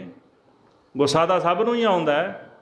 ਇਹ ਥੋੜ੍ਹਾ ਵੀ ਚੰਡੀ ਦੀ ਵਾਰ ਪੜ੍ਹਨ ਵਾਲਾ ਜ਼ਿਆਦਾ ਗੁੱਸਾ ਕਰਦਾ, ਐਸਾ ਨਹੀਂ। ਚੰਡੀ ਦੀ ਵਾਰ ਦੀ ਬਾਣੀ ਪੜ੍ਹ ਕੇ ਮਨੁੱਖ ਦੇ ਅੰਦਰ ਬਾਣੀ ਦਾ ਤੇਜ ਪ੍ਰਤਾਪ ਰਹਿੰਦਾ, ਉਹਦਾ ਤੇਜ ਪ੍ਰਤਾਪ ਵੱਧ ਜਾਂਦਾ ਆ। ਵੀਰ ਰਸ ਵਿੱਚ ਉਹ ਹਰ ਟਾਈਮ ਰਹਿੰਦਾ ਹੈ। ਇਸ ਕਰਕੇ ਦਸਵੇਂ ਪਾਤਸ਼ਾਹ ਜੀ ਨੇ ਉਹ ਬਾਣੀ ਜਿਹੜੀ ਉੱਥੇ ਉਚਾਰਨ ਕੀਤੀ ਤੇ ਤ੍ਰਿਭੰਗੀ ਛੰਦ ਜਿਹੜਾ ਭਾਈ ਸਾਹਿਬ ਨੇ ਲਿਖਿਆ, ਖਗ ਖੰਡ ਬਿਹੰਡੰ ਖਲ ਦਲ ਖੰਡੰ। ਇਹ ਜੋ ਸ਼ਸਤਰ ਹੈ, ਇਹ ਜੋ ਤਲਵਾਰ ਹੈ, ਜਿਹੜੇ ਖਲ ਮੂਰਖ ਨੇ, ਮੂਰਖਾਂ ਦਾ ਜਿਹੜਾ ਦਲ ਹੈ ਉਹਨੂੰ ਟੋਟੇ ਟੋਟੇ ਕਰਨ ਵਾਲਾ ਹੈ। ਆਤਰਣ ਮੰਡੰ ਬਰ ਭੰਡੰ, ਇਹ ਤਲਵਾਰ ਜਿਹੜੀ ਹੈ ਬਰ ਬਲ, ਕਹਿੰਦੇ ਸ੍ਰੇਸ਼ਟ ਜਿਹੜਾ ਬਲ ਹੈ ਉਸ ਬਲ ਨੂੰ ਧਾਰਨ ਕਰਨ ਵਾਲੀ, ਤੇ ਅਤ ਦਾ ਜਿਹੜਾ ਜੰਗ ਹੈ ਉਹ ਜੰਗ ਕਰਨ ਵਾਲੀ ਹੈ। ਉਜ ਦੰਡ ਅਖੰਡੰ ਤੇਜ ਪ੍ਰਚੰਡੰ ਜੋਤ ਅਮੰਡੰ ਭਾਨ ਪ੍ਰਭੰ। ਇਹਦੇ ਦੋ ਤਰ੍ਹਾਂ ਦੇ ਅਰਥ ਪੜ੍ਹਨ ਨੂੰ ਮਿਲੇ। ਪਹਿਲਾ ਅਰਥ ਤਾਂ ਜਿਹੜਾ ਹੈਗਾ ਉਸ ਤਲਵਾਰ ਦੇ ਉੱਪਰ ਕੀਤਾ ਗਿਆ, ਭੁਜ ਦੰਡ ਅਖੰਡੰ, ਇਹ ਭਗਉਤੀ, ਇਹ ਤਲਵਾਰ ਜਿਹੜੀ ਹੈ ਉਹਦੇ ਜਿਹੜੇ ਭੁਜ, ਉਹਦੀਆਂ ਬਾਹਾਂ ਜਿਹੜੀਆਂ ਡੰਡੇ ਦੇ ਵਾਂਗੂ ਨੇ, ਜੋ ਨਾ ਖੰਡੀਆਂ ਜਾਣ ਵਾਲੀਆਂ ਨੇ, ਟੋਟੇ ਟੋਟੇ ਨਹੀਂ ਹੁੰਦੀਆਂ, ਬੜਾ ਉਹਦਾ ਤੇਜ ਪ੍ਰਚੰਡ ਹੈ। ਜੋਤ ਅਮੰਡੰ ਭਾਨ ਪ੍ਰਭੰ, ਉਹਦੇ ਮੁਖ ਦੇ ਉੱਤੇ ਕਹਿੰਦੇ ਇੰਨਾ ਪ੍ਰਕਾਸ਼ ਹੈ, ਉਹਦੇ ਮੁਖ ਦੇ ਉੱਤੇ ਇੰਨਾ ਪ੍ਰਤਾਪ ਹੈ ਕਿ ਉਹਦੇ ਸਾਹਮਣੇ ਸੂਰਜ, ਭਾਨ ਸੂਰਜ ਨੂੰ ਕਹਿੰਦੇ ਨੇ, ਜਿਹੜੀ ਸੂਰਜ ਦੀ ਪ੍ਰਭਾ ਹੈ ਨਾ ਉਹ ਵੀ ਫਿੱਕੀ ਪੈ ਜਾਂਦੀ ਹੈ। ਇਹਦਾ ਦੂਜਾ ਭਾਵ ਇਸ ਤਰ੍ਹਾਂ ਕੀਤਾ ਗਿਆ ਕਿ ਇਹ ਜਿਹੜੀ ਤਲਵਾਰ ਦੁਸ਼ਟਾਂ ਨੂੰ ਟੋਟੇ ਟੋਟੇ ਕਰਨ ਵਾਲੀ ਹੈ। ਕਹਿੰਦੇ ਜਿਹੜੇ ਸੂਰਮੇ ਬਰ ਬੰਡੰ, ਜਿਹੜੇ ਸੂਰਮੇ ਨੇ, ਸ੍ਰੇਸ਼ਟ ਬਲ ਵਾਲੇ, ਤਾਕਤ ਵਾਲੇ, ਆਤਰਣ ਮੰਡੰ, ਜਿਹੜੇ ਬਹੁਤ ਜ਼ਿਆਦਾ ਜੰਗ ਕਰਨ ਵਾਲੇ ਨੇ ਮੈਦਾਨੇ ਜੰਗ ਦੇ ਅੰਦਰ, ਪੁਜ ਦੰਡ ਅਖੰਡੰ, ਜਿਨ੍ਹਾਂ ਦੀਆਂ ਬਾਹਾਂ ਕਹਿੰਦੇ ਨਾ ਟੋਟੇ ਟੋਟੇ ਹੋਣ ਵਾਲੀਆਂ, ਦੰਡ ਦੇ ਵਾਂਗੂ ਨੇ, ਜਿਨ੍ਹਾਂ ਦਾ ਬਹੁਤ ਜ਼ਿਆਦਾ ਪ੍ਰਚੰਡ ਤੇਜ ਹੈ, ਜਿਨ੍ਹਾਂ ਦੇ ਮੁਖ ਦੇ ਉੱਪਰ ਸੂਰਜ ਦੇ ਵਾਂਗੂ ਜੋਤ ਕਹਿੰਦੇ ਚਮਕਦੀ ਹੈ। ਕਹਿੰਦੇ ਇਹੋ ਜੇ ਜੰਗ ਕਰਨ ਵਾਲੇ ਸੂਰਮਿਆਂ ਨੂੰ ਵੀ ਉਹ ਟੋਟੇ ਟੋਟੇ ਕਰ ਦਿੰਦੀ ਹੈ। ਇਹ ਖਾਗੇ ਤਲਵਾਰ ਦਾ ਇੰਨਾ ਤੇਜ ਪ੍ਰਤਾਪ ਹੈ। ਸੁਖ ਸੰਤਾ ਕਰਣੰ ਦੁਰਮਤ ਦਰਣੰ ਕਿਲਵਿਕ ਹਰਣੰ ਅਸ ਸਰਣੰ। ਇਹ ਜਿਹੜੀ ਤਲਵਾਰ ਭੁਜ ਦੰਡ ਅਖੰਡੰ ਤੇਜ ਪ੍ਰਚੰਡੰ, ਸੂਰਮਿਆਂ ਦੀਆਂ ਬਾਹਾਂ ਦੇ ਵਿੱਚ ਬਲ ਭਰਨ ਵਾਲੀ, ਤਾਕਤ ਭਰਨ ਵਾਲੀ ਹੈ। ਅਤਿਅੰਤ ਦਾ ਜੰਗ ਕਰਦੀ ਹੈ ਸੂਰਮਿਆਂ ਦੇ ਹੱਥ ਦੇ ਵਿੱਚ ਆ ਕੇ, ਤੇ ਦੁਸ਼ਟਾਂ ਦਾ ਘਾਤ ਕਰ ਦਿੰਦੀ ਹੈ। ਸੁਖ ਸੰਤਾ ਕਰਣੰ, ਜਿਹੜੇ ਸੰਤ ਜਾਣੇ ਉਹਨਾਂ ਨੂੰ ਸੁਖ ਬਖਸ਼ਿਸ਼ ਕਰਨ ਵਾਲੀ ਹੈ। ਦੁਰਮਤ ਹਰਣੰ, ਮਨੁੱਖ ਦੀ ਜਿਹੜੀ ਮਾੜੀ ਮੱਤ ਹੈ, ਮਾੜੀ ਮੱਤ ਦਾ ਉਹ ਨਾਸ਼ ਕਰ ਦਿੰਦੀ ਹੈ। ਕਿਉਂ? ਮਹਾਰਾਜ ਕਹਿੰਦੇ ਕਾਲ ਤੁਹੀਂ ਕਾਲੀ ਤੁਹੀਂ, ਤੁਹੀਂ ਤਬਰ ਤਰਵਾਰ, ਨਾਮ ਤਿਹਾਰੋ ਜੋ ਜਪੈ ਭਾਏ ਸਿੰਧ ਪਵ ਭਾਰ। ਇਹ ਸ਼ਸਤਰੀ ਆਪ ਅਕਾਲ ਪੁਰਖ ਹੈ, ਪਰਮਾਤਮਾ ਦਾ ਸਰਗੁਣ ਸਰੂਪ ਹੈ। ਇਸ ਕਰਕੇ ਪਰਮਾਤਮਾ ਸੰਤ ਜਨਾਂ ਨੂੰ ਸੁਖ ਬਖਸ਼ਦਾ, ਦੁਸ਼ਟਾਂ ਦਾ ਘਾਤ ਕਰਕੇ। ਕਿਲਵਿਕ ਹਰਣੰ ਅਸ ਸਰਣੰ, ਕਿਲਵਿਕ ਜਿਹੜੇ ਬੱਜਰ ਪਾਪ ਨੇ ਉਹਨਾਂ ਨੂੰ ਨਾਸ਼ ਕਰਨ ਵਾਲੀ। ਅਸ ਸਰਣੰ, ਅਸ ਨਾਮ ਤਲਵਾਰ ਦਾ, ਕਹਿੰਦੇ ਸਤਿਗੁਰੂ ਕਿ ਮੈਂ ਇਸ ਸ਼ਸਤਰ ਤਲਵਾਰ ਦੀ ਸ਼ਰਨ ਵਿੱਚ ਆਇਆ ਹਾਂ। ਤੇ ਅਸ ਦਾ ਆਖਰੀ ਅਰਥ ਕੀਤਾ ਗਿਆ ਅਕਾਲ ਪੁਰਖ, ਦੂਜਾ ਅਰਥ ਕੀਤਾ ਗਿਆ ਮੈਂ ਉਸ ਅਕਾਲ ਪੁਰਖ ਵਾਹਿਗੁਰੂ ਪਰਮੇਸ਼ਰ ਜੀ ਦੀ ਸ਼ਰਨ ਵਿੱਚ ਆਇਆ ਹਾਂ। ਜੈ ਜੈ ਜਗ ਕਾਰਨ ਸ੍ਰਿਸ਼ਟ ਉਭਾਰਨ ਮਮ ਪ੍ਰਤਪਾਣ ਪ੍ਰਾਣ ਜੈ ਤੇ ਗੰ। ਸਤਿਗੁਰੂ ਜੀ ਕਹਿੰਦੇ ਜੈ ਜੈ ਜਗ ਕਾਰਨ ਸ੍ਰਿਸ਼ਟ ਉਭਾਰਨ, ਸਾਰੀ ਸ੍ਰਿਸ਼ਟੀ ਨੂੰ ਉਭਾਰਨ ਬਚਾਉਣ ਵਾਲੀ। ਤੇ ਹਜੂਰ ਕਹਿੰਦੇ ਜਿਹਦੀ ਸਾਰੇ ਸੰਸਾਰ ਦੇ ਵਿੱਚ ਜੈ ਜੈਕਾਰ ਹੈ। ਮਮ ਪ੍ਰਤਪਾਲਣ, ਜੋ ਮੈਨੂੰ ਪ੍ਰਤਪਾਲਣ ਵਾਲੀ ਹੈ, ਮੇਰੀ ਪਾਲਣਾ ਕਰਨ ਵਾਲੀ। ਜੈ ਤੇਗੰ, ਉਸ ਤੇਗ, ਉਸ ਸ਼ਸਤਰ ਦੀ ਜੈ ਜੈਕਾਰ ਹੋਵੇ ਜੋ ਹਰ ਸਮੇਂ ਹਰ ਵਕਤ ਸਾਡੀ ਰੱਖਿਆ ਕਰਦੀ ਹੈ। ਦੋਹਰਾ ਪ੍ਰੀਤਮ ਅੰਚਰੀ ਭਰੀ ਸ੍ਰੀ ਸਤਿਗੁਰ ਉਨ ਲਲਕਾਰ। ਇਸ ਤਰ੍ਹਾਂ ਗੁਰੂ ਸਾਹਿਬ ਜੀ ਨੇ ਦਸਮ ਦੀਆਂ ਬਾਣੀਆਂ ਪੜ੍ਹੀਆਂ। 2 ਬਾਣੀਆਂ ਗੁਰੂ ਗ੍ਰੰਥ ਸਾਹਿਬ ਮਹਾਰਾਜ ਜੀ ਦੀਆਂ ਪੜ੍ਹੀਆਂ ਗਈਆਂ ਤੇ ਬਾਕੀ ਜਿਹੜੀਆਂ ਬਾਣੀਆਂ ਉਹ ਦਸਮ ਦੀ ਬਾਣੀ ਵਿੱਚੋਂ ਪੜ੍ਹੀਆਂ ਗਈਆਂ। ਜਿਹੜੀ ਬਾਣੀ ਦਸਵੇਂ ਪਾਤਸ਼ਾਹ ਨੇ ਆਪ ਉਚਾਰਨ ਕੀਤੀ ਹੈ ਤੇ ਅੰਮ੍ਰਿਤ ਤਿਆਰ ਕਰਕੇ ਗੁਰੂ ਸਾਹਿਬ ਜੀ ਨੇ ਪ੍ਰਥਮ ਅੰਚਰੀ ਭਰੀ ਸ੍ਰੀ ਸਤਿਗੁਰ ਉਨ ਲਲਕਾਰ, 5 ਸਿੰਘਾਂ ਨੂੰ ਲਲਕਾਰ ਕੇ ਗੁਰੂ ਸਾਹਿਬ ਜੀ ਨੇ ਅੰਚਰੀ ਦਾ ਭਾਵ ਵੀ ਆਪਣੀ ਬੁੱਕ ਦੇ ਵਿੱਚ ਅੰਮ੍ਰਿਤ ਭਰਿਆ ਹੈ। ਸਰਬੁਕ ਨੇਤਰ ਕਵਾਏ ਕਰ ਦਈ ਮਦ ਮੋਡਾਰ।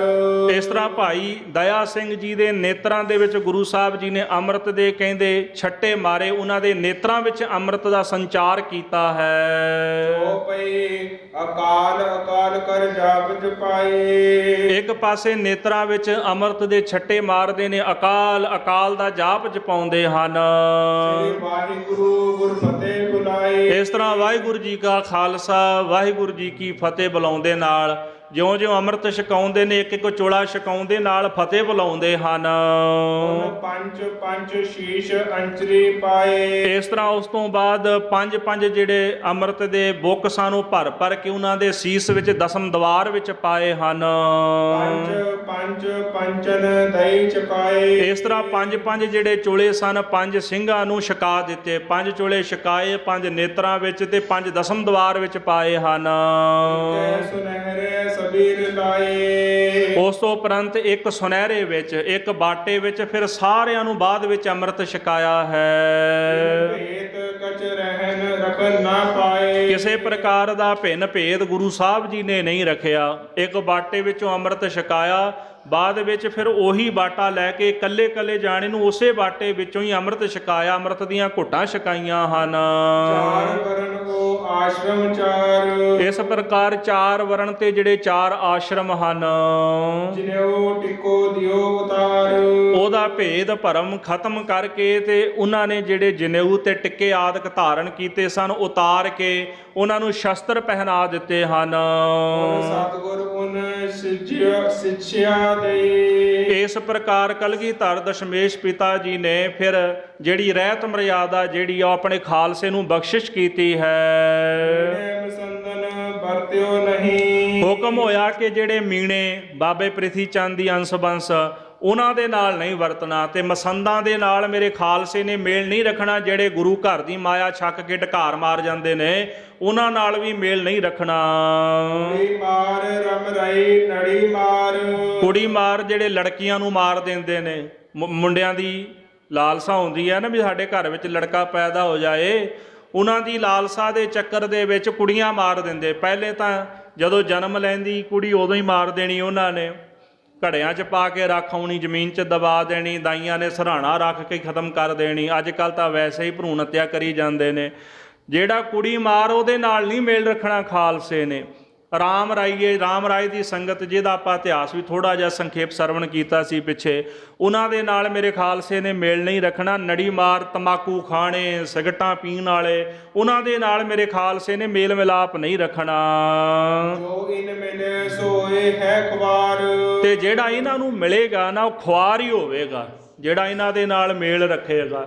ਮੇਲ ਰੱਖਣ ਦਾ ਭਾਵ ਹੈ ਕਿ ਰੋਟੀ ਤੇ ਬੇਟੀ ਦੀ ਸਾਂਝ ਨਹੀਂ ਕਰਨੀ ਇਹਨਾਂ ਦੇ ਨਾਲ ਮੇਰੇ ਖਾਲਸੇ ਨੇ। ਰਾਮ ਰਾਈਏ, ਮਸੰਦ, ਮੀਣੇ, ਨੜੀ ਮਾਰ, ਕੁੜੀ ਮਾਰ ਤੇ ਰਾਮ ਰਾਈਏ, ਇਹਨਾਂ ਨਾਲ ਮੇਰਾ ਖਾਲਸਾ ਕਦੇ ਵੀ ਮੇਲ ਨਹੀਂ ਰੱਖੇਗਾ। ਇਸ ਪ੍ਰਕਾਰ ਸਿਰ ਗੁੰਮੀਏ ਜਿਨ੍ਹਾਂ ਨੇ ਕੇਸ ਕਤਲ ਕਰਾਏ ਹੋਏ ਉਹਨਾਂ ਦੇ ਨਾਲ ਵੀ ਮੇਰਾ ਖਾਲਸਾ ਮੇਲ ਨਹੀਂ ਰੱਖੇਗਾ। ਸ਼ਬਦ ਗੁਰ ਗੋਲਕ ਪਾਇਓ। ਅੱਜ ਕੱਲ੍ਹ ਲੋਕ ਕਹਿੰਦੇ ਨਾ, ਤੁਸੀਂ ਰੋਲਾ ਸੁਣਿਆ ਹੋਣਾ, ਜਿਹਨੇ ਆਪਣੀ ਜੇਬ ਭਰਨੀ ਹੋਵੇ ਕੀ ਬਿਆਨ ਦਿੰਦਾ, ਆ ਗੋਲਕ 'ਚ ਨਾ ਪੈਸੇ ਪਾਓ, ਇਹੀ ਕਹਿੰਦੇ ਨੇ ਨਾ। ਦੇਖੋ ਜਿੰਨੀਆਂ ਸੰਸਥਾਵਾਂ ਨੇ, ਜਥੇਬੰਦੀਆਂ ਸਤਿਕਾਰਯੋਗ ਨੇ, ਪਰ ਜਿਹੜੇ ਗੁਰੂ ਨਾਨਕ ਸਾਹਿਬ ਦੀ ਘਰ ਦੀ ਮਰਿਆਦਾ ਦੇ ਖਿਲਾਫ ਨੇ ਸਾਡੇ ਕੁਝ ਨਹੀਂ ਲੱਗਦੇ। ਸਾਡਾ ਬੋਲਣਾ ਫਰਜ਼ ਹੈ, ਕਹਿਣਾ ਫਰਜ਼ ਹੈ। ਅਸੀਂ ਉਹਨਾਂ ਦੇ ਪਿੱਛੇ ਲੱਗ ਬੜੀ ਛੇਤੀ ਜਾਂਦੇ ਹਾਂ। ਆਖੇ ਜੀ ਵੀ ਗੁਰਦੁਆਰਾ ਸਾਹਿਬ ਪੈਸੇ ਨਾ ਚੜਾਓ, ਅੰਮ੍ਰਿਤਸਰ ਪੈਸੇ ਨਾ ਚੜਾਓ, ਗੋਲਕ 'ਚ ਪੈਸੇ ਨਾ ਪਾਓ। ਕਿਉਂ ਬਈ? ਤੁਹਾਡੀ ਜੇਬ 'ਚ ਪਾ ਦੇਣ। ਮਤਲਬ ਤਾਂ ਇਹੀ ਹੈ ਨਾ ਵੀ ਜੇ ਤੁਸੀਂ ਗੁਰਦੁਆਰੇ ਪੈਸੇ ਨਹੀਂ ਚੜਾਓਗੇ ਤੇ ਸਾਡੀ ਜੇਬ 'ਚ ਪੈ ਜਾਣਗੇ। ਸਾਡੀ ਜੇਬ 'ਚ ਪੈਣਗੇ, ਅਸੀਂ ਚੰਗਾ ਘਰ ਖਰੀਦ ਲਵਾਂਗੇ। $1,00,000 ਇਕੱਠਾ ਹੋ ਗਿਆ, 2 ਲੱਖ ਪਾਉਂਡ ਇਕੱਠਾ ਹੋ ਗਿਆ, ਤੇ ਲਾ ਦੇਾਂਗੇ 10 15 20 25 ਹਜ਼ਾਰ। ਇੰਨਾ ਲੱਗ ਗਿਆ ਤੇ ਬਾਕੀ ਤਾਂ ਆਪਣਾ ਹੀ ਹੈ ਨਾ, ਕਿਸੇ ਨੇ ਥੋੜਾ ਪੁੱਛਣਾ। ਜੇ ਨੇ ਕੋਈ ਸੁਸਾਇਟੀ ਕੋਈ ਸੰਸਥਾ ਬਣਾਈ ਆ, ਉਹਦਾ ਫਾਊਂਡਰ ਹੈ, ਪੈਸੇ ਤਾਂ ਉਹਦੇ ਹੀ ਨੇ ਨਾ, ਕੋਈ ਹਿਸਾਬ ਥੋੜਾ ਮੰਗੇਗਾ ਉਹਦੇ ਕੋਲੋਂ। ਜਦੋਂ ਹਿਸਾਬ ਮੰਗਣਾ ਉਦੋਂ ਤਾਂ ਉਹਨੇ ਉਂਝ ਹੀ ਮੈਲ ਖੜੇ ਕਰ ਲੈਣੇ ਨੇ।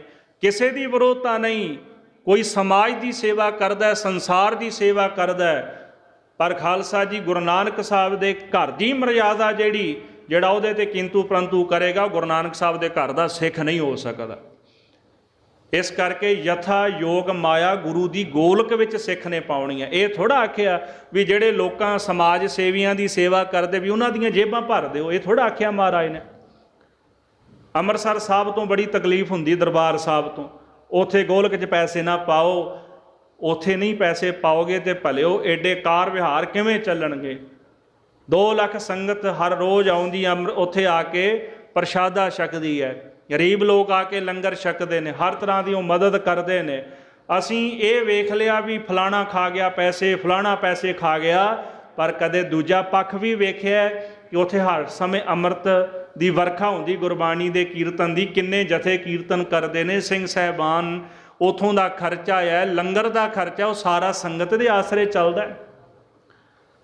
ਪਹਿਲਾਂ ਅਬਦਾਲੀ ਢਾਉਂਦਾ ਰਿਹਾ, ਹੁਣ ਅਬਦਾਲੀ ਦੇ ਰੂਪ ਵਿੱਚ ਇਹ ਆ ਗਏ ਵੀ ਉੱਥੇ ਮੱਥਾ ਨਾ ਟੇਕੋ। ਕਿਉਂ? ਅਬਦਾਲੀ ਖੋਹ ਕੇ ਲੈ ਜਾਂਦਾ ਸੀ, ਇਹ ਤਰੀਕੇ ਨਾਲ ਮੰਗ ਲੈਂਦੇ ਥੋੜ੍ਹਾ ਜਿਹਾ, ਵੀ ਤਰੀਕਾ ਅਪਣਾ ਲਿਆ ਨਾ, ਵੀ ਅਸੀਂ ਦੂਜਿਆਂ ਦੇ ਪੈਰਾਂ 'ਚ ਚੱਪਲਾਂ ਪਾ ਦਿਆਂਗੇ, ਅਸੀਂ ਆਹ ਦੇ ਦਿਆਂਗੇ, ਅਸੀਂ ਉਹ ਦੇ ਦਿਆਂਗੇ। ਦਾਸ ਫਿਰ ਬੇਨਤੀ ਕਰਦਾ, ਵਿਰੋਧਤਾ ਨਹੀਂ, ਤੁਸੀਂ ਸਮਾਜ ਦੀ ਸੇਵਾ ਕਰਨੀ ਕਰੋ, ਪਰ ਗੁਰੂ ਨਾਨਕ ਸਾਹਿਬ ਜੀ ਘਰ ਦੀ ਮਰਿਆਦਾ ਦੇ ਖਿਲਾਫ ਕਦੇ ਨਾ ਬੋਲੋ। ਤੁਸੀਂ ਜਿਨ੍ਹਾਂ ਲੋਕਾਂ ਤੋਂ ਪੈਸੇ ਲੈਣੇ ਤੁਸੀਂ ਲਾਓ, ਪਰ ਲੋਕਾਂ ਨੂੰ ਗੁੰਮਰਾਹ ਨਾ ਕਰੋ ਕਿ ਤੁਸੀਂ ਉੱਥੇ ਗੋਲਕ 'ਚ ਪੈਸੇ ਨਾ ਪਾਓ। ਸਾਧ ਸੰਗਤ ਜੀ, ਕਲਗੀਧਰ ਦਸ਼ਮੇਸ਼ ਪਿਤਾ ਕਹਿੰਦੇ, ਜਥਾ ਸ਼ਕਤ ਗੁਰ ਗੋਲਕ ਪਾਇਓ। ਤੁਹਾਡੀ ਜਿੰਨੀ ਸ਼ਕਤੀ ਹੈ, ਰੁਪਈਆ ਪਾਓ, 2 ਰੁਪਏ ਪਾਓ, 100 ਰੁਪਏ ਪਾਓ, ਕਰੋੜ ਰੁਪਏ ਪਾਓ, ਜਿੰਨੀ ਕੁ ਤੁਹਾਡੀ ਤਾਕਤ ਹੈ, ਤੁਸੀਂ ਗੁਰੂ ਨਾਨਕ ਸਾਹਿਬ ਜੀ ਦੀ ਗੋਲਕ ਵਿੱਚ ਮਾਇਆ ਪਾਉਣੀ, ਆਪਣਾ ਦਸਵੰਧ ਕੱਢਣਾ ਹੈ। ਕਰਾਏ ਖਾਲਸੇ ਛਕਾਇਓ, ਕੜਾ ਪ੍ਰਸ਼ਾਦੀ ਦੇ ਕਰਾ ਕੇ ਗੁਰੂ ਕੇ ਖਾਲਸੇ ਨੂੰ ਛਕਾਓ। ਇਹ ਵੀ ਮਰਿਆਦਾ ਹੈ, ਜਦੋਂ ਅੰਮ੍ਰਿਤ ਛਕਾਇਆ ਜਾਂਦਾ ਹੈ ਤੇ ਬਾਅਦ ਵਿੱਚ ਕੜਾ ਪ੍ਰਸ਼ਾਦ ਦੀ ਦੇਗ ਸਾਰਿਆਂ ਨੂੰ ਵਰਤਾਈ ਜਾਂਦੀ ਹੈ। ਇਹ ਹੁਕਮ ਹੋਇਆ ਕਿ ਅੰਮ੍ਰਿਤ ਵੇਲੇ ਵੀ ਦੇਗ ਛਕਾਉਣੀ ਹੈ। ਉਪਰੰਤ ਭਾਈ ਜਦੋਂ ਵੀ ਦੀਵਾਨ ਸਜਣਾ ਮੌਕਾ ਮਿਲੇ, ਗੁਰੂ ਕੇ ਖਾਲਸੇ ਨੂੰ ਕੜਾ ਪ੍ਰਸ਼ਾਦ ਦੀ ਦੇਗ ਬਣਾ ਕੇ ਛਕਾਉਣੀ ਹੈ। ਸਿਰ ਬੰਦਿਓ ਪਾਗ, 5 ਕਕਾਰਾਂ ਦਾ ਧਾਰਨੀ ਬਣਨਾ, ਕੇਸ, ਕੰਗਾ, ਕੜਾ, ਕਛਹਿਰਾ ਤੇ ਸ੍ਰੀ ਸਾਹਿਬ ਕਿਰਪਾਨ। ਇਹ 5 ਕਕਾਰ ਤੁਸੀਂ ਧਾਰਨ ਕਰਨੇ ਨੇ, ਤੇ ਕੇਸਾਂ ਦੀ ਸੰਭਾਲਣਾ ਵਾਸਤੇ ਆਪਣੇ ਸੀਸ ਉੱਪਰ ਦਸਤਾਰ ਸਜਾਉਣੀ ਹੈ। ਗੁਰੂ ਗ੍ਰੰਥ ਬਚਨ ਪਰ ਰਹਿਓ ਲਾਗ, ਤੇ ਕੇਵਲ ਤਾਂ ਕੇਵਲ ਗੁਰੂ ਗ੍ਰੰਥ ਸਾਹਿਬ ਮਹਾਰਾਜ ਦੇ ਬਚਨਾਂ ਤੇ ਤੁਸੀਂ ਲੱਗਣਾ, ਭਾਵ ਗੁਰੂ ਗ੍ਰੰਥ ਸਾਹਿਬ ਦੇ ਬਚਨ ਮੰਨਣੇ ਨੇ, ਉਹਨਾਂ ਤੋਂ ਬਿਨਾਂ ਕਿਸੇ ਨੂੰ ਨਮਸਕਾਰ ਨਹੀਂ ਕਰਨੀ। ਦੋਹਰਾ ਜੋ ਕਹਿ ਕੇ ਸ੍ਰੀ ਸਤਿਗੁਰੂ ਗਲ ਤੇਗੋ ਦੀਨੋ ਪਾਏ। ਇਹ ਬਚਨ ਕਹਿ ਕੇ ਧੰਨ ਗੁਰੂ ਗੋਬਿੰਦ ਸਿੰਘ ਸਾਹਿਬ ਮਹਾਰਾਜ ਨੇ ਜਿਹੜੇ ਤੇਗ ਸਨ, ਤੇਗੇ ਭਾਵ ਸ਼ਸਤਰ ਸਨ, ਕਿਰਪਾਨਾਂ ਸਨ, ਸ੍ਰੀ ਸਾਹਿਬ, ਉਹ 5 ਸਿੰਘਾਂ ਦੇ ਗਲ ਵਿੱਚ ਪਾ ਦਿੱਤੀਆਂ ਹਨ। ਚੱਕਰ ਸਿਰ ਪਰ ਧਰੈ ਮੁਖੋਂ ਕਾਰਜ ਪਾਏ। ਉਹਨਾਂ ਦੇ ਦਸਤਾਰਿਆਂ ਦੇ ਉੱਤੇ ਛੋਟੀਆਂ ਕਰਦਾਂ ਲਾ ਦਿੱਤੀਆਂ, ਭਾਵ ਛੋਟੀਆਂ ਕਿਰਪਾਨਾਂ। ਇਸੇ ਪ੍ਰਕਾਰ ਜਿਹੜੇ ਚੱਕਰ ਸਨ ਉਹ ਸੀਸ ਦੇ ਉੱਪਰ ਰੱਖ ਦਿੱਤੇ ਹਨ। ਪੂਰਾ ਖਾਲਸਾਈ ਜਿਹੜਾ ਬਾਣਾ ਉਹਨਾਂ ਨੂੰ ਬਖਸ਼ਿਸ਼ ਕੀਤਾ। ਮੁਖੋਂ ਅਕਾਲ ਜਪਾਏ, ਅਕਾਲ ਦਾ ਜਿਹੜਾ ਜਾਪ ਉਹਨਾਂ ਦੇ ਮੁਖ ਰਾਹੀਂ ਉਚਾਰਨ ਕੀਤਾ, ਜਪਾਉਣਾ ਕੀਤਾ ਹੈ। ਔਰ ਕਹੀ ਗੁਰਬਾਣੀ ਪੜਾਇਓ। ਇਸ ਤਰ੍ਹਾਂ ਗੁਰੂ ਸਾਹਿਬ ਜੀ ਨੇ ਫਿਰ ਰਹਿਤ ਮਰਿਆਦਾ ਦੱਸੀ ਭਾਈ, ਵੀ ਗੁਰਬਾਣੀ ਪੜ੍ਹਨੀ ਆ ਤੁਸੀਂ। ਅੰਮ੍ਰਿਤ ਵੇਲੇ ਉੱਠ ਕੇ 5 ਬਾਣੀਆਂ ਦਾ ਜਾਪ ਸਿੱਖ ਨੇ ਕਰਨਾ ਹੈ, ਸ਼ਾਮ ਨੂੰ ਸੰਧਿਆ ਵਕਤ ਰਹਿਰਾਸ ਕਰਨੀ ਹੈ। ਇਸ ਤਰ੍ਹਾਂ ਗੁਰਮੁਖੋ ਜਿਹੜੀ ਰਹਿਤ ਮਰਿਆਦਾ ਗੁਰੂ ਸਾਹਿਬ ਸਾਨੂੰ ਦੱਸਣਗੇ। ਆਪਾਂ ਕੱਲ੍ਹ ਦੇ ਦੀਵਾਨਾਂ ਵਿੱਚ ਇਹ ਪ੍ਰਕਰਨ ਸਰਵਣ ਕਰਾਂਗੇ। ਸਮੇਂ ਦੇ ਲਿਹਾਜ਼ ਨਾਲ ਸਮਾਪਤੀ ਹੈ। ਵਿਚਾਰਾਂ ਕਰਦੇ ਹਾਂ, ਬੇਅੰਤ ਪ੍ਰਕਾਰ ਦੀਆਂ ਭੁੱਲਾਂ ਗਲਤੀਆਂ ਹੋ ਗਈਆਂ ਹੋਣਗੀਆਂ, ਅਣਜਾਣ ਸੇਵਕ ਜਾਣ ਕੇ ਖਿਮਾ ਕਰਨੀ ਜੀ। ਹੇ ਗੋਬਿੰਦ, ਹੇ ਗੋਪਾਲ, ਹੇ ਦਇਆਲ, ਪ੍ਰਾਣਨਾਥ, ਨਾਥ ਸਖੇ, ਦੀਨ ਦਰਦ ਨਿਵਾਰ। ਹੇ ਸਮਰੱਥ, ਅਗੰਮ ਪੂਰਨ, ਮੋਹਿ ਮਾਇਆ ਅੰਧਕੂਪ ਮਹਾ ਭਿਆਨੋ ਨਾਨਕ ਪਾਰਿਓ ਤਾਰ ਆਏ ਪ੍ਰਭ ਸਰਣਾਗਤੀ ਕਿਰਪਾ ਨਿਧ ਦਇਆ ਏਕ ਅਖਰ ਹਰ ਮਨ ਬਸਤ ਨਾਨਕ ਹੋਤ ਨਿਹਾਲ ਵਾਹਿਗੁਰੂ ਨਾਮ ਜਹਾਜ ਹੈ ਚੜੇ ਸੋ ਉਤਰੇ ਪਾਰ ਜੋ ਸ਼ਰਧਾ ਕਰ ਸੇਵੰਦੇ ਗੁਰ ਪਾਰ ਉਤਾਰਨ ਜੋ ਸ਼ਰਧਾ ਕਰ ਸੇਵੰਦੇ ਗੁਰ ਪਾਰ ਉਤਾਰਨ ਹਾਰ ਵਾਹਿਗੁਰੂ ਜੀ ਕਾ ਖਾਲਸਾ ਵਾਹਿਗੁਰੂ ਜੀ ਕੀ ਫਤਿਹ।